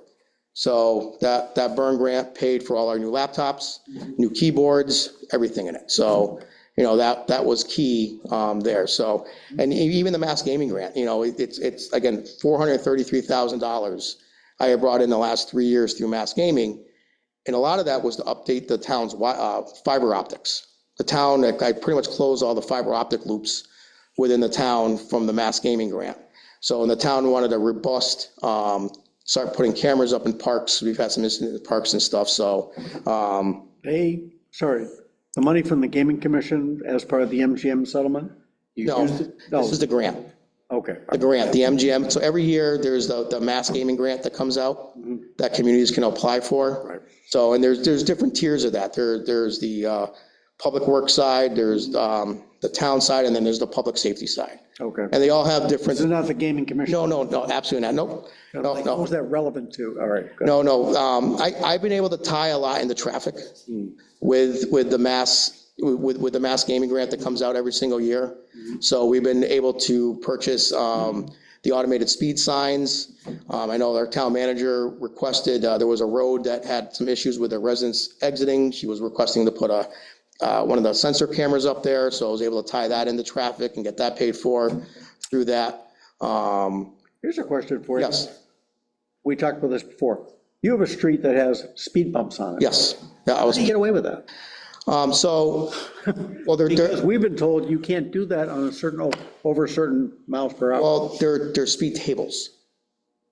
So they're just, it's just the wording, they're not speed bumps, so they're raised crosswalks. Right. They are. So they're at a raised crosswalk to slow traffic down. Chicopee has a similar Yeah. going down, I think it's Front Street. Yeah. But if you notice where they're located, they're by the crosswalks. Right. For the raised crosswalk. So the one at the high school, that was done through a grant through the town. And then one by the community house, both paid for through grants to have those put in. And the one by the high school, we had a fatality there. And we were tasked to make that safer. So that was one of the ways, was making it safer. But it's labeled as the crosswalk, Yes, therefore you can. it's a raised crosswalk, yes, yeah. There you go, Eric. Yeah. Yeah, now you need a crosswalk. But, Keep going. but we do get that request. We're actually hitting our time limit here. I'll also, well, like I said, this is my 90, Yeah. my 90-day plan. And then the final 61 to 90 days is my action plan. I plan on putting a 3 to 5 year report together with what my long-term goals, short-term goals are after going through this 90 days for the select board, for the town administrator's office, for you to review and see where we can move this department forward.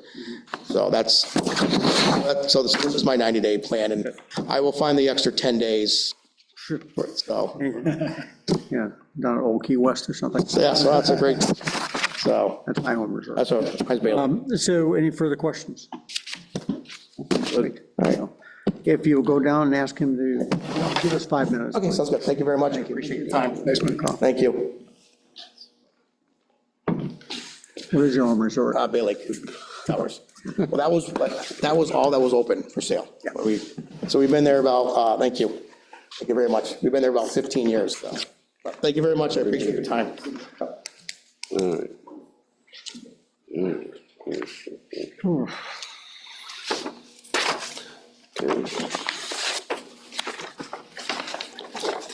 That's interesting, Raised raised crosswalk. crosswalk thing, but. Raised crosswalk, yeah, that's what you gotta call it, raised crosswalk, or you called it something else. just Speed before. table, Raised. speed table. Table, Speed it's like a tables. speed table. Speed tables. Yeah. You don't call them speed bumps, you call them speed tables.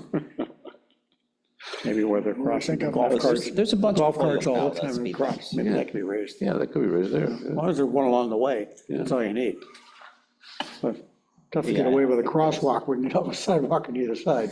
I think there's a speed limit requirement that you can't put speed bumps on the 40-mile-per-hour street. Well, on Front Street, they have them, there's 3 of them, and they're not 50 feet apart.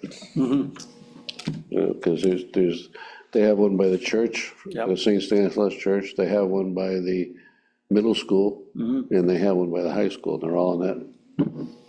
Right, but if that's how they're rationalizing it, good. We'd have a tough time with no sidewalks to put a crosswalk in. Oh, could put, like you said, we Get a speed could, table in. we could put one by that that right of way on Raymond Drive. Well, that's what I'm thinking, you know. The right of way. There, oh, right there. It is a right of way to, there's a, the golf course has a right of way, they paved it, that goes from the golf course to the farm across the Oh, right, other side of Raymond yes. Drive.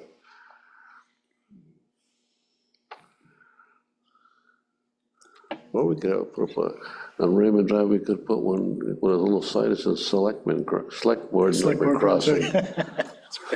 Sure.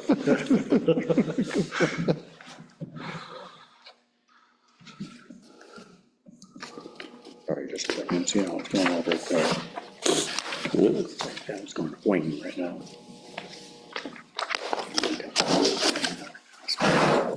Well, She got brought over by ambulance, putting them on Sunday, yeah,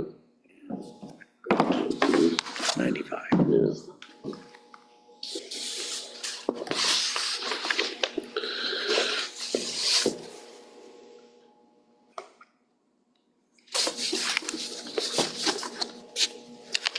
This guy's really pretty well. Yeah, Daniel.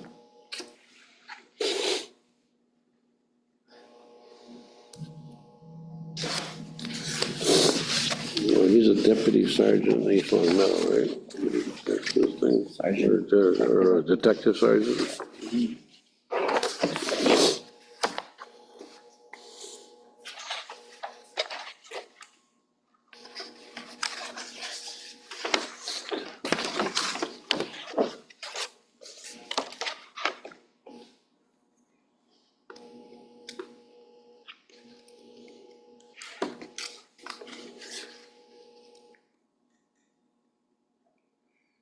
Brian, that was much better.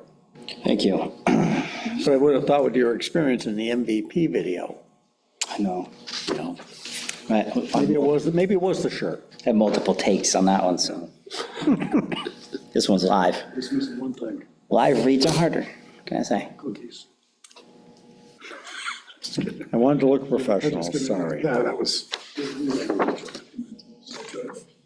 But those chips in the apartment, they're down the Oh, office. that's right, yeah, we got the chips, yeah, we Oh, yeah. we gotta be nice about Cut crunching. those up. Microphone, you know. Oh, well. Oh, I'm sorry, yeah.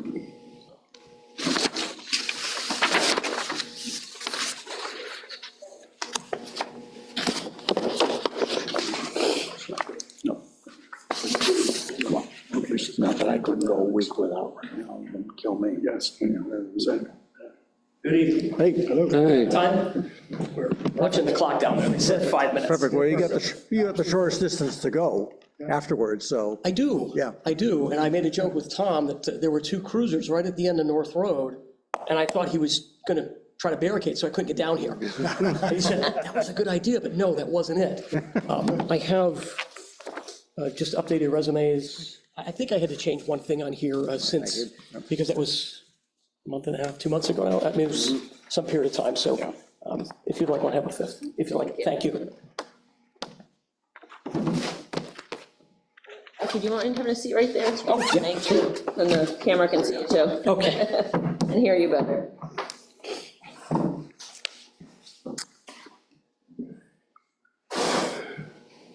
Okay, so our third interview is Daniel Bruno. Dan, okay? That's fine. All right, great. Was a detective sergeant in the East Long Meadow Police Department. And we'll start off, we have the same questions for you that we gave the other two candidates. Same order, pretty much. There might be a couple follow-ups, but we're going to try and make sure everybody got the same. Okay. And let's start off, tell us something about yourself that's not on this resume. And why did you choose law enforcement for a career? So I chose law enforcement.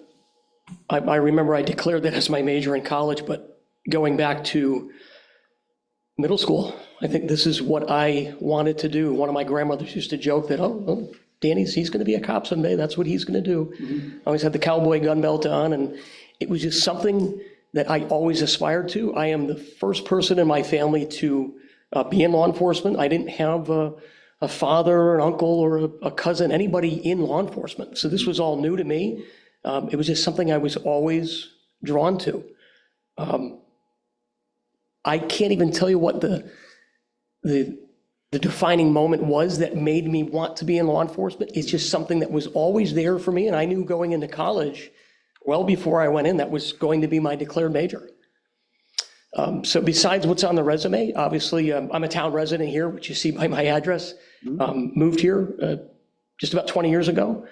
Grew up in East Longmeadow, and that's why I started on the East Longmeadow Police Department. You typically, I think, in this field are drawn to your hometown. You want to, a lot of guys in town want to be firefighters or police officers in their hometown. And I went to school for that. I started taking civil service exams and police entrance exams. And I had my heart set on East Longmeadow at that time. And so that's why I have been there for my entire almost 28-year career. And then in 2004 and 5, I bought land here up on the mountain, as you know, and moved to town, built my home in town here. GC'd my house, working the night shift, and worked hard to build my house. And took a couple of years. We moved in with not a lot on the walls and not all the tile on the floors, but we moved in anyway. And the change then was really because Hampden became the town that it felt like where I grew up. And East Longmeadow has grown up, as you know, into a small city. Hampden still has that small town feel. That's why we decided to come here. We wanted to be a little bit away from it, a little bit insulated, yet this is the small town that I grew up in. It's kind of nice to be in a place with no traffic lights. I'm not going to lie. We like that. I'd like to keep it that way. No traffic lights in town. But yeah, love living here in Hampden, and always wanted to be in law enforcement. Okay, so, back to the phone. Sorry, I chatted one down on my phone, sorry. No. We modified a question, so Eric's got it. Okay. Yeah, we had a bunch of questions. So we got the same exact wording for everybody. I reworded it on my phone, so I'm not looking up anything. What does protect and serve mean to you? And how does community policing support that mission? Protect and serve is, so this is a service-oriented job. This is a public profession. Protect and serve. So the protect piece of what we do in law enforcement is such a small piece of it. When you're a little kid and you want to become a police officer, you think about arresting people and getting into high-speed police chases and everything. It's such a small piece of what we do, that actual protect piece. The service piece is really what this career, this profession is about. And it has really developed into that. From when I started until now, policing has evolved and policing has changed. This is a service-oriented profession first. The protect piece goes along with it. Community policing, that was a big catchphrase and buzzwords back in the 80s and early 90s. And policing evolved into community policing. In small towns like Hampden, like East Longmeadow, like Wilbraham, we always felt that we had been engaged in community policing. So in the cities like Springfield and Worcester and Boston, community policing was this great paradigm shift in policing. But for us in the small towns, it really wasn't. We'd always been doing that, and that's the service piece. So, you can joke about a firefighter getting a cat out of a tree. Well, with the police, it may be, well, I've definitely helped a lot of people unlock their keys from their cars. I've found their lost pets. We've corralled their horses. With Pat Bean, we've definitely gone out and brought horses back. I pride myself on being community-oriented and service-oriented. That's what this profession is. It's developed into that, but we've been doing it all along. And in Hampden, I think even more so. This truly is still such a small town, which is what's so great about it. And our police officers here, and I'm fortunate, I know most of these guys. I've worked with them just by the nature of mutual aid calls and working together over the years. This is what they do best in Hampden. I think that's one of the strengths of Hampden PD is community service. They have one of the best national nights out that they do. We do one, but we don't have fireworks to match that, I can tell you. I volunteered here for years at the National Night Out because it's part of our town. It doesn't matter that I work next door. It was what we do here in Hampden. We do those things well in Hampden. One of your officers is frequently in the schools, visiting kids, having lunch with them. This is what community policing is in a small town. Maybe finding creative solutions to problems that don't result in criminal court action, right? That's part of the service model. And I think they do that well in Hampden, and that's what I would like to continue here in Hampden. Okay. Don? Oh, man. Describe what your understanding is or will be with between the relation between if you're a selected police chief of police and the town administrator and the select board, the roles. So those roles, I think, obviously, you gentlemen, part of the select board, and now having a town administrator, which is newer to the town. I think the police chief and all of your department heads, I would envision having a very close working relationship with all of you to the point of, I think in a town this size, we would have each other's cell phone numbers, and certainly the select board, the town administrator, the other town department heads, Mark in the highway department, the fire chief, Chief Poulin, these folks, I think we would all be in a very tight loop. I envision, if I were to be selected, having very open lines of communication with the select board and with the TA to have a smooth running department and a smooth running town. I think it isn't just an isolated police department or fire department. I think we all have to work together in this role. We are still a select board community. Other communities like East Longmeadow have changed. They've gone to a town council. It's a much bigger unit. This has a working group that's smaller and I think manageable. I feel like your department heads and the police chief specifically should be working with you, not against you. I mean, there's always going to be differences of opinions, and come budget time, there may be differences there, and we might have to fight for money or disagree on that. But I would envision that open line of communication, working together with all of you folks, and letting you know when, hey, guess what? Even if we had a bad crash in town, guess what? I would feel it's appropriate to give you guys a call and say, just so you know, you're going to be getting phone calls from your friends and neighbors asking you about, hey, what happened at Allen Street again? We had another bad crash. I think you should be kept in the loop on that and not get blindsided by that. So I envision just a very open door policy and open communication between all of the department heads and the town administration. And now, the town administrator. My one question of the night. Thank you. Get your service. I'll be here on Monday too, don't worry. Really? Yeah. Please tell us about your experience developing and administering budgets. So I have been fortunate in that even back in college, it sounds silly, but I ran my college radio station and I had a budget there, $14,000, and I had employees, if you will, student employees, 60 some odd DJs, and then college internship type programs where they were paid employees. This is a small potatoes budget, right? But I got my first taste of that in college, which was kind of daunting, but kind of exciting. And in my current job, I've been fortunate. I've been tasked with quite a few different roles. For a very long time, we only had sergeants as a secondary rank in the police department. So each sergeant was tasked with various things. And over the years, when I was asked, I typically stepped up and took on additional roles. So I'm in charge of our cruiser maintenance program. I'm in charge of our weapons program and firearms instruction.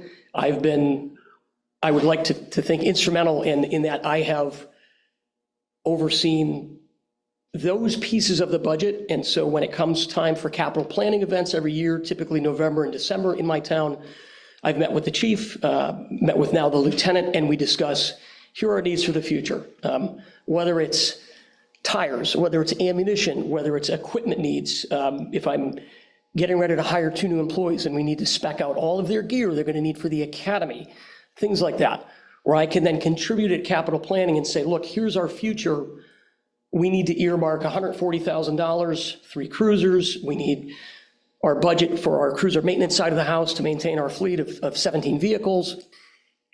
I've always taken a pretty active role, and I've been asked to help with that. So although I don't administer the budget, and I would never claim that, I'm fortunate that I have had my hands in it and been involved with it so that I know quite a few of the budget lines. Sad to say, in policing, we don't really have much of a revenue line. We have mostly expenditure. It's kind of funny that we even have a revenue line on the police side of the house. You know, the firefighters can, they have EMS, but we don't. Oh, you have detail work. Yeah, the town gets a piece of the detail work, but we can't even charge for reports anymore in Massachusetts. So, you know, $1 a page is gone. We have no revenue in the policing side, so it's kind of hard to argue with you folks and say, we need more money, but we brought in 0 again.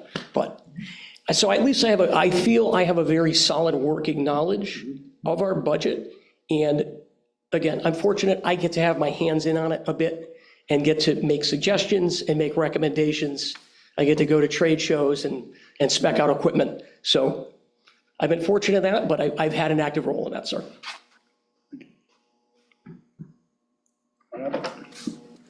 I'm up. Yeah. All right. All right, Dan, please describe your leadership style and discuss how you would approach delivering difficult feedback or discipline while still maintaining trust and morale in a small department like Hampden. So my leadership style, I have always prided myself on being a leader, not just a supervisor. I was fortunate, I had some good sergeants who taught me and who gave me some good instruction when I first came up. I was promoted to my first sergeant role in 2013. I'm very much a believer in leadership, not simply supervision. I have a very lead from the front mentality. I've always been a person who will show you the way. And what I mean by that is I won't sit back and just bark an order at you and instruct you. I'm going to teach you, I'm going to lead you, I'm going to show you how to do it. And if I need to, I'll be right there with you kind of in the trenches. And in small towns, in small police departments, even more so in Hampden, the chief could be working and get called to a scene where he only has 2 officers on the street. And the chief sort of needs to get his hands dirty, to use the expression. I've always prided myself on being a leader who will lead from the front. I believe very much in situational supervision. So when it comes to tough feedback, and what I mean by that in situational supervision is different employees, we talk about putting round pegs in round holes. Different people can do different jobs better than others. You try to put the right people on the right task. If I can pick the right person for the task, that's what I'm going to do. So again, situational leadership. Sometimes you have to let people make mistakes too, to learn from them. So now in policing, that can be a double-edged sword. We can't let you make the big mistakes, but we can let you make the minor things, do the minor mistakes. And as long as you learn from them, as a supervisor and as a leader, that's my goal. And that is my role, to get you to learn from, if you've made a mistake, make the correction, teach you how to do it correctly, and moving forward, ensure that you do it correctly. If I do my job right, when I'm not around, and in a chief's role, the chief's not always going to be around, but if we do our jobs correctly and we lead our people correctly, when I'm not around, they're still going to do the right thing. I can trust that they're going to do the right thing even in my absence, whether I'm on vacation or I'm just not working, right? So I need to bring my people up correctly. You asked about a tough situation and giving maybe negative feedback to an employee. I think there's, again, I'll go back to, there's a way to do that where sometimes you may even have to discipline an employee and deliver bad news and say, look, here it is. You violated a policy, and I'm going to hold your feet to the fire, and I'm going to hold you accountable for that. I'm not going to look the other way on a policy violation.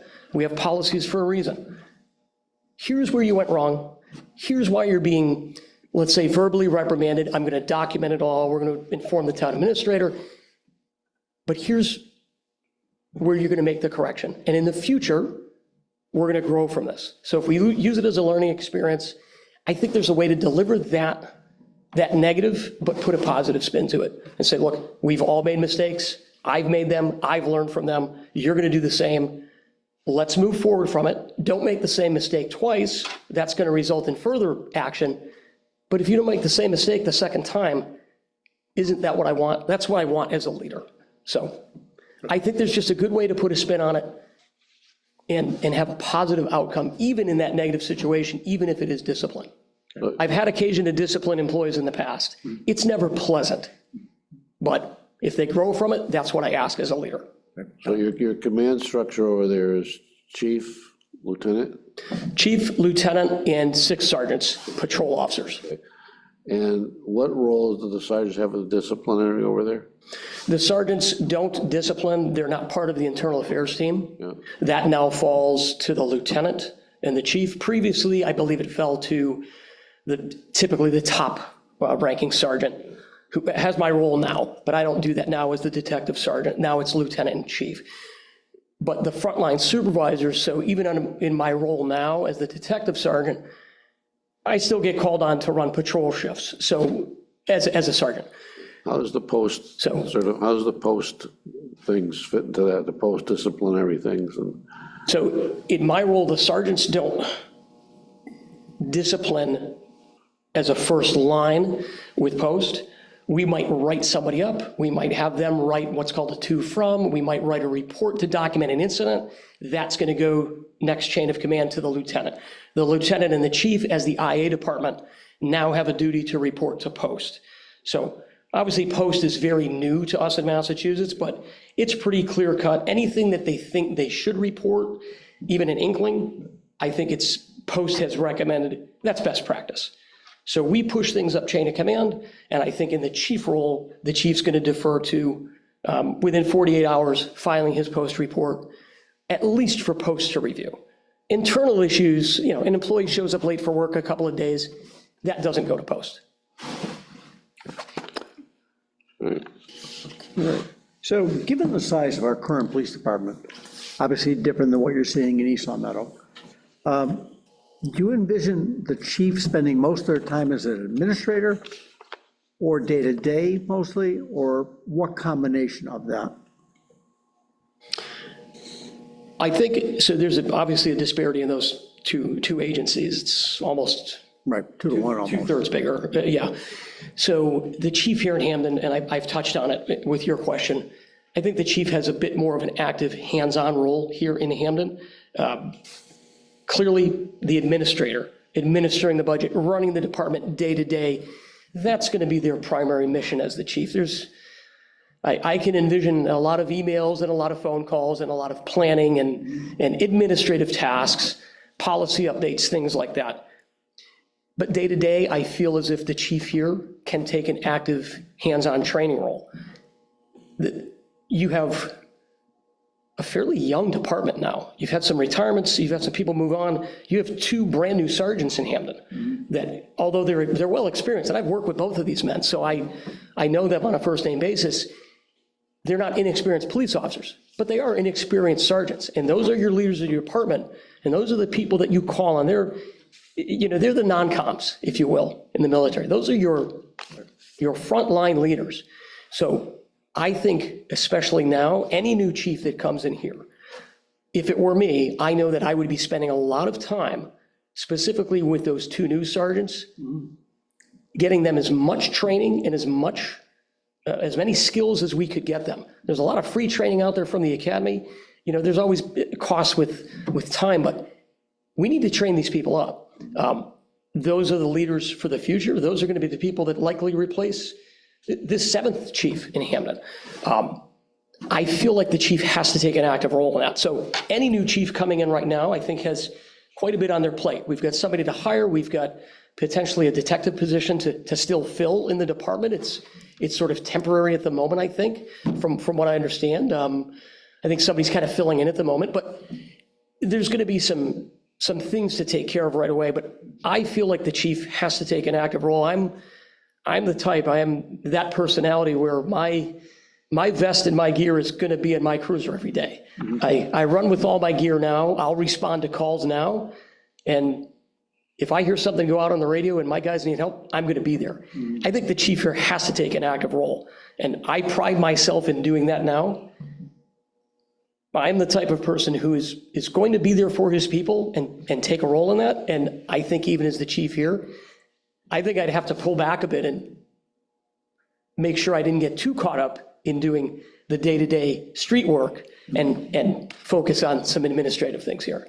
So I'd have to discipline myself a bit. Okay. So we know that police work is very stressful, whether it's a small town or a larger town. And what strategies would you employ to attract and retain quality officers, but also what strategy would you employ to support them with the mental and physical well-being in the stressful jobs that they have? It is a stressful job. This is the understatement of the night, sir. I have found my own personal ways to cope with it and deal with it. But this can be such a self-destructive profession, and I call it that. I take pride in this being that, a profession, not a job. This is a profession. This is a career choice. This is one of the most stressful positions I can envision. And you don't know this when you get into it. You hear stories, but you don't know it until you actually live it a bit. I have lived it. I have found my own coping strategies. I love to hike. We live in such a great town for hiking. I can head over to Goat Rock or head over to the Minnetonka Land Trust and just get my head clear. That's one of the things I do. That's how I cope with it. Go to one of my kids' sporting events and just sit there and watch and just take it in for a minute. These are good coping strategies. Unfortunately, I've seen the other side of that. I've seen very destructive behavior, whether it's alcoholism, whether it's just distinct mental health difficulties. We're fortunate in East Long Meadow. I have an employee assistance program. I would envision here in Hampden what I would like to sort of cultivate within the department. First of all, we want a department that will attract the right people. Now that we have the post-commission world, numbers are lower than they've ever been. The last time we tried to hire, the numbers were so low to even hire one patrol officer. It's really hard to recruit anybody, let alone the right people. So even if we recruit 50 people for a position here in Hampden, maybe 10% of them are going to be the right fit for this town. We want to recruit the right people for this town. I think it starts right at Minnetonka High School. It starts right there. I knew I wanted to be a police officer for a long time. So even if this is very much a community service-oriented department, this is a community, this town is a community.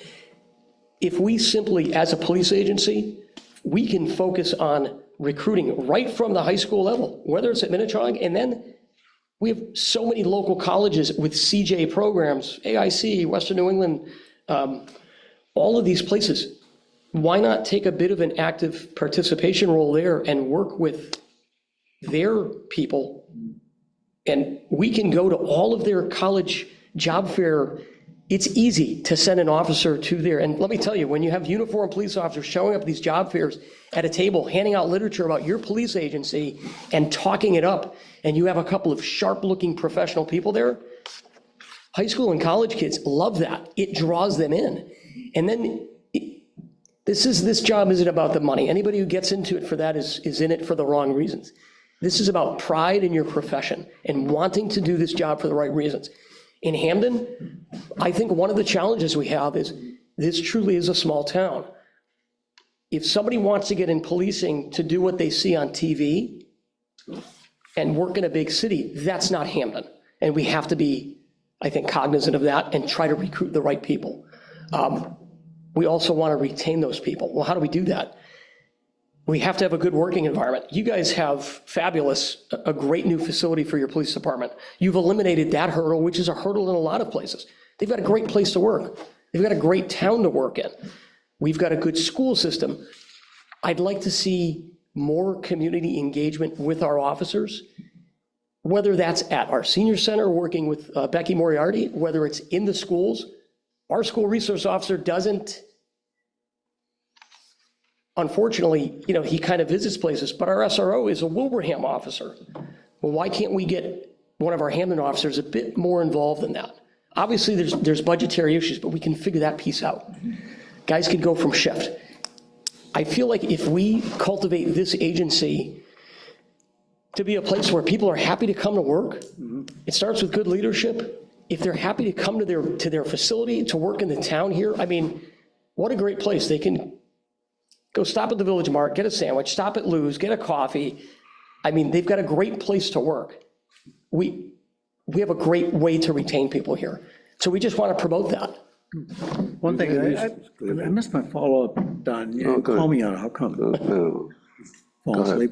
Okay, fine. So we talked before to the other two people about the change in structure in both dispatch and policing in Hampden. As you know, we have the consolidation in dispatch, and you always use the analogy of the raindrops in the windshield. Seems like the small ones get merged together, which, in our opinion, has been a good thing for the town of Hampden in terms of dispatch. Do you envision something like that happening in terms of police departments in the future? It's an interesting point. I think we have all seen, anybody who's in law enforcement locally has seen a bit of a shift because recruitment, we do not get the numbers of applicants. When I was on a civil service list in 1997, I think there were 400 applicants for the town of East Long Meadow. 400 who chose that town. These numbers are unheard of now. You do not see that anymore. So that's one of our first challenges. So with that in mind, if we can't get these people, what we've seen start to happen here is a shift where towns, especially towns like Hampden, the size of Hampden, it's happening, and I won't say the names of the towns, but other local municipalities have had to begin relying on the sheriff's department locally for their everyday policing. And I will be the first to come out and say, and as I'm opinionated about it, I do not see that as a vision for the town of Hampden. I don't like that model.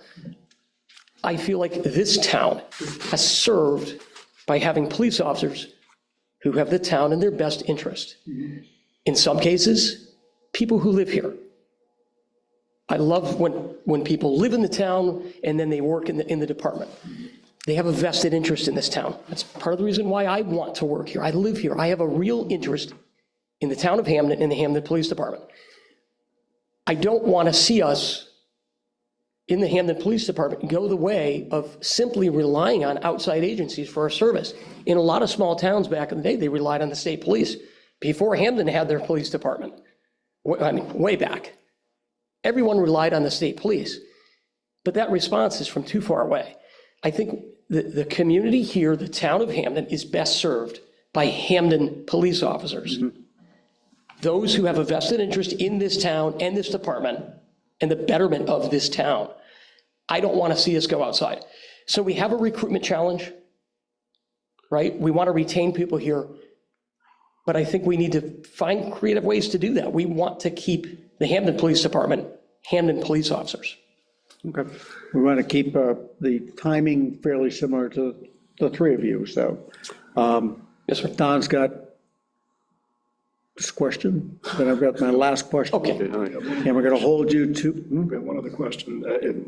No, I'm saying Don's got his, There's and then one I've got- question we asked, the other two kind of touched on that I think you should touch on too. Yeah, about Well, the co-responder program. That's it. Yeah. Right. The mental, we talked about stress for the police officers, but oftentimes calls involve mental health issues with the people you're responding to or victims or something like that. And East Long Meadow, I believe, has the mental health co-responder program. We do. We have a co-response clinician. Yeah. How's it going? That's been fantastic. That has been a breath of fresh air. So it's a shared position between East Long Meadow and Long Meadow. There's no reason why we couldn't do the same here in Hampden and Wilbraham. That's something through BHN, Behavioral Health Network, DCF. That has been we're on our second person. The first person moved on, I think, to a promotion, a new position. We have a new person there now. In my role now, I work in the courts a lot, and I work with her when it comes to clients with mental health issues. So from the day-to-day patrol officer perspective, it's been a breath of fresh air, because we really are, and again, going back to, crime and punishment versus police officers today are very much skilled in social work, and the social work and psychology and that aspect of policing. So to have that clinician, it's been fantastic, because now when we've identified a person or a home where we've had multiple calls for service and issues in the past, now that clinician responds right out with us. They jump right in the police car if they can, or they take their personal car. They have a police radio through the regional dispatch group that we use, similar to your Wilbraham-Hampden radio rec, and they come right to the house. They're able to work with the person who's having the mental health issues, the police, and we come up with better solutions rather than just, hey, you got to get out of the house for tonight, or we're going to arrest you, or we're going to charge you criminally. I think that's doing a disservice. Now with a clinician who's got even more training than the police officers, we come up with better solutions. We work with the probation department, make recommendations to the judge. So it's been a huge success, and it's come at very little cost. There's no reason why we couldn't investigate that for Hampden Wilbraham. It works with that radio rec as well, since you have the two towns, which, in East Long Meadow, we have 5 cities and towns with Westcom Regional Dispatch. Hampden, you're fortunate, I think, at this point, and Tony runs a good program. We have just 2 of us. 3.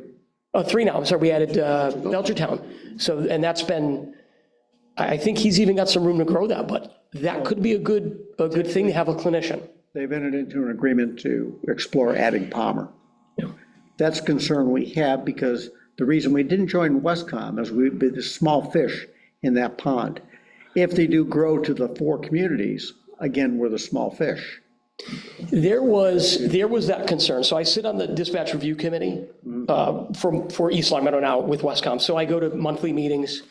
We talk about what's good, what's bad, some issues we've had, put some changes in place. We go over policy things. I think most of us in East Long Meadow had that same fear. We're going to go and we're joining what? Who? Westcom? It's going to be, and at the time, Chicopee Police Department was that big fish, right? So we were a small fish. Munson, I think, felt even a little more fear than we did, and certainly Ware said, well, we're going to be left out hanging here. There were some teething issues, absolutely. The first year and a half, there have been some recent leadership changes there at Westcom. They finally, good for them, moved into their new building, which is a fantastic facility. They have a lot of room to grow now. They have the right leadership team now, I feel, and now sitting in those meetings. I've heard nothing but good feedback now. And I think our fears were, I wouldn't say fully unfounded, but in the end, I think we found that we haven't become the small fish. Okay. They still listen to I us. just want to touch on that. So it's been good. Body camera. Body cameras. Yeah, I mean, we're cutting it down, so Sure. body cameras, yes or no? I'm just passionate. No, body cameras, yes or no? Body cameras, Yes or no? from this police officer's perspective, an absolute yes. Okay, that's all we do. Good. Yeah. So last question. Why the heck should we hire you? And if we did, you can see how it changes as we go on through the night. Okay. Much more stilted before. What would you do in the first 100 days? First 100 days. No, why should we hire you? Why should you hire me? So I've been full-time law enforcement, 27 going on 28 years now. I feel like I have the experience. I feel like I have the background that makes me the best fit for your police department. Obviously, I'm coming from a bigger agency, but I have always been tasked with quite a bit of responsibility. So I've always stepped up to fill those roles. I think that I'm the right fit for this town and for the department. I am truly committed to this town. As I said, I moved here in 2005. That was an absolute win, because growing up in that town that has become a city, this really truly feels like the town I grew up in. This has that feel to it. I love it here. I have 3 children in the school system here. We liked it here so much. In 2009, my parents moved here on the same street. They built a home here as well. They moved out of East Long now. They live on the same street. When we come to vote, it's a mess. They've got to go down that list there and check us off. Got to work that out, okay. But I feel blessed to live in this town. You gentlemen have found a way. First 100 days. First 100 days. I want to give back to this town. I just don't want to, before I get to that, I just want to give back to this town. This is my way to do it. You gentlemen have found your way. This is my way. This is where I'd want to end my career. My first 100 days, again, I'm fortunate. I've met and worked with every officer in the department, except for your newest hire, who I did get to meet when I assisted at the shooting range a few months back. So I've met him. I don't know him well yet. But for years, I've been working with the officers of this department. I think they all know me. I would like to think that they all already have a level of trust and level of respect for me. So within my first 100 days, I would very quickly like to sit down with my leadership team, which is my 3 sergeants, get them all together that's within the first couple of weeks, have a staff meeting and discuss some of their goals and some of their needs for the future, where they envision the department going, what I would like to bring for the department, some of my goals in that first 100 days, some continuity, which I think I overcome that hurdle a bit because I've worked with these men before and they know me. And I mean, that helps me in that role if I were to get the job. I would envision, I think we need to really square away a hiring. We've got to look at hiring and hiring for the future. To your point, getting the right people for this police department. We need to work at firming up who's going to fill that detective and court liaison role and how that's going to function. Since I work as the detective sergeant now, I like to think I have enough experience with that where I'd like to maybe work with the men for the first 50 or 100 days and see who best fills that role and then get that squared away. That's a vital role to have both your detective and your court liaison. Every criminal complaint, you need a good liaison with the Palmer District Court. It's important. I think we need to square that away. And I think I need to work in that first 100 days with building some trust. Obviously, we got our national night coming up. That's something, it's kind of a big deal in Hampden, right? And we need to make sure that's all set to go and in place, work with the officers to square that away. I would like to meet with every department head in town within that first 100 days. I know some of them, but I'd like to get to know them better. I'd like to meet the others. And I'd like to sit, frankly, with all of you folks, maybe sit down in some more town meetings. I don't know how you run all your town meetings. I've only gotten to watch them. You know, I get to watch on, but. How do you not go? Well, I don't go to all the meetings, but I do watch them. I've been at some planning board meetings, I can tell you that. But I'd like to get to know all of the people in leadership positions in this town so that we can work together. It's a small town. I envision us all working together. I think that's something I can accomplish in the first 100 days. Get on board and hit the ground running. I envision myself as a very active chief if I were to get the job. Great, thank you. Okay. Anything further? Brian? Good. Lauren? Nope. Okay. Well, we thank you for your time. All right, thank you all so much. I said at the beginning, we're probably going to talk about this on Monday night. Okay. Is that, we're still at that plan, guys? Yes. Right, so. Okay. Well, I look forward to hearing from you on Monday. Thank you all for your time. I appreciate it. I know it's Thursday night, so this wasn't on your regular agenda. Thursday night. Thank you very You're much. throwing me off. I mean, where on Mountain Road? Are you past the? Very top. Very, very top. I live next to Bill and Debbie. The Dinner? very end on the left. Yeah. Dinner? Oh, okay, wow, the new part. All right. Yeah, so when that street expanded. Yeah, I in know. 04 and- I signed them. I signed that expansion. Thank you. No problem. That's a great Where'd your parents buy? They're just before Bilton has that gate there. Yeah, right, yeah. They're the house just before that. Okay. Right so- on the back. So after DeRozier on the left-hand side? Yeah, DeRozier's next one. Yeah. Okay. Yeah, Rich DeRozier, next house up. Thank you very much. Appreciate your time. Nice to meet you again. Thank you. Thank you, Mr. Davenport. Okay. Have a good night. Yeah. All right, is there anything to discuss? I will say that, and we have the scoring sheets here. I was more interested in listening to the answers rather than writing down scores. That's the advantage of having the Zoom, the YouTube, that we're going to be able Look at to it watch again. and do the scoring. It's going to be must-see TV for our board, correct? Yeah. What? We forgot to record it, just kidding. You are just full of it, boy. You know what, Brian, I don't like that attitude. Take tomorrow off, okay? Thanks. No problem. Motion to adjourn. All in favor? Aye. Aye, thank you. Thank you.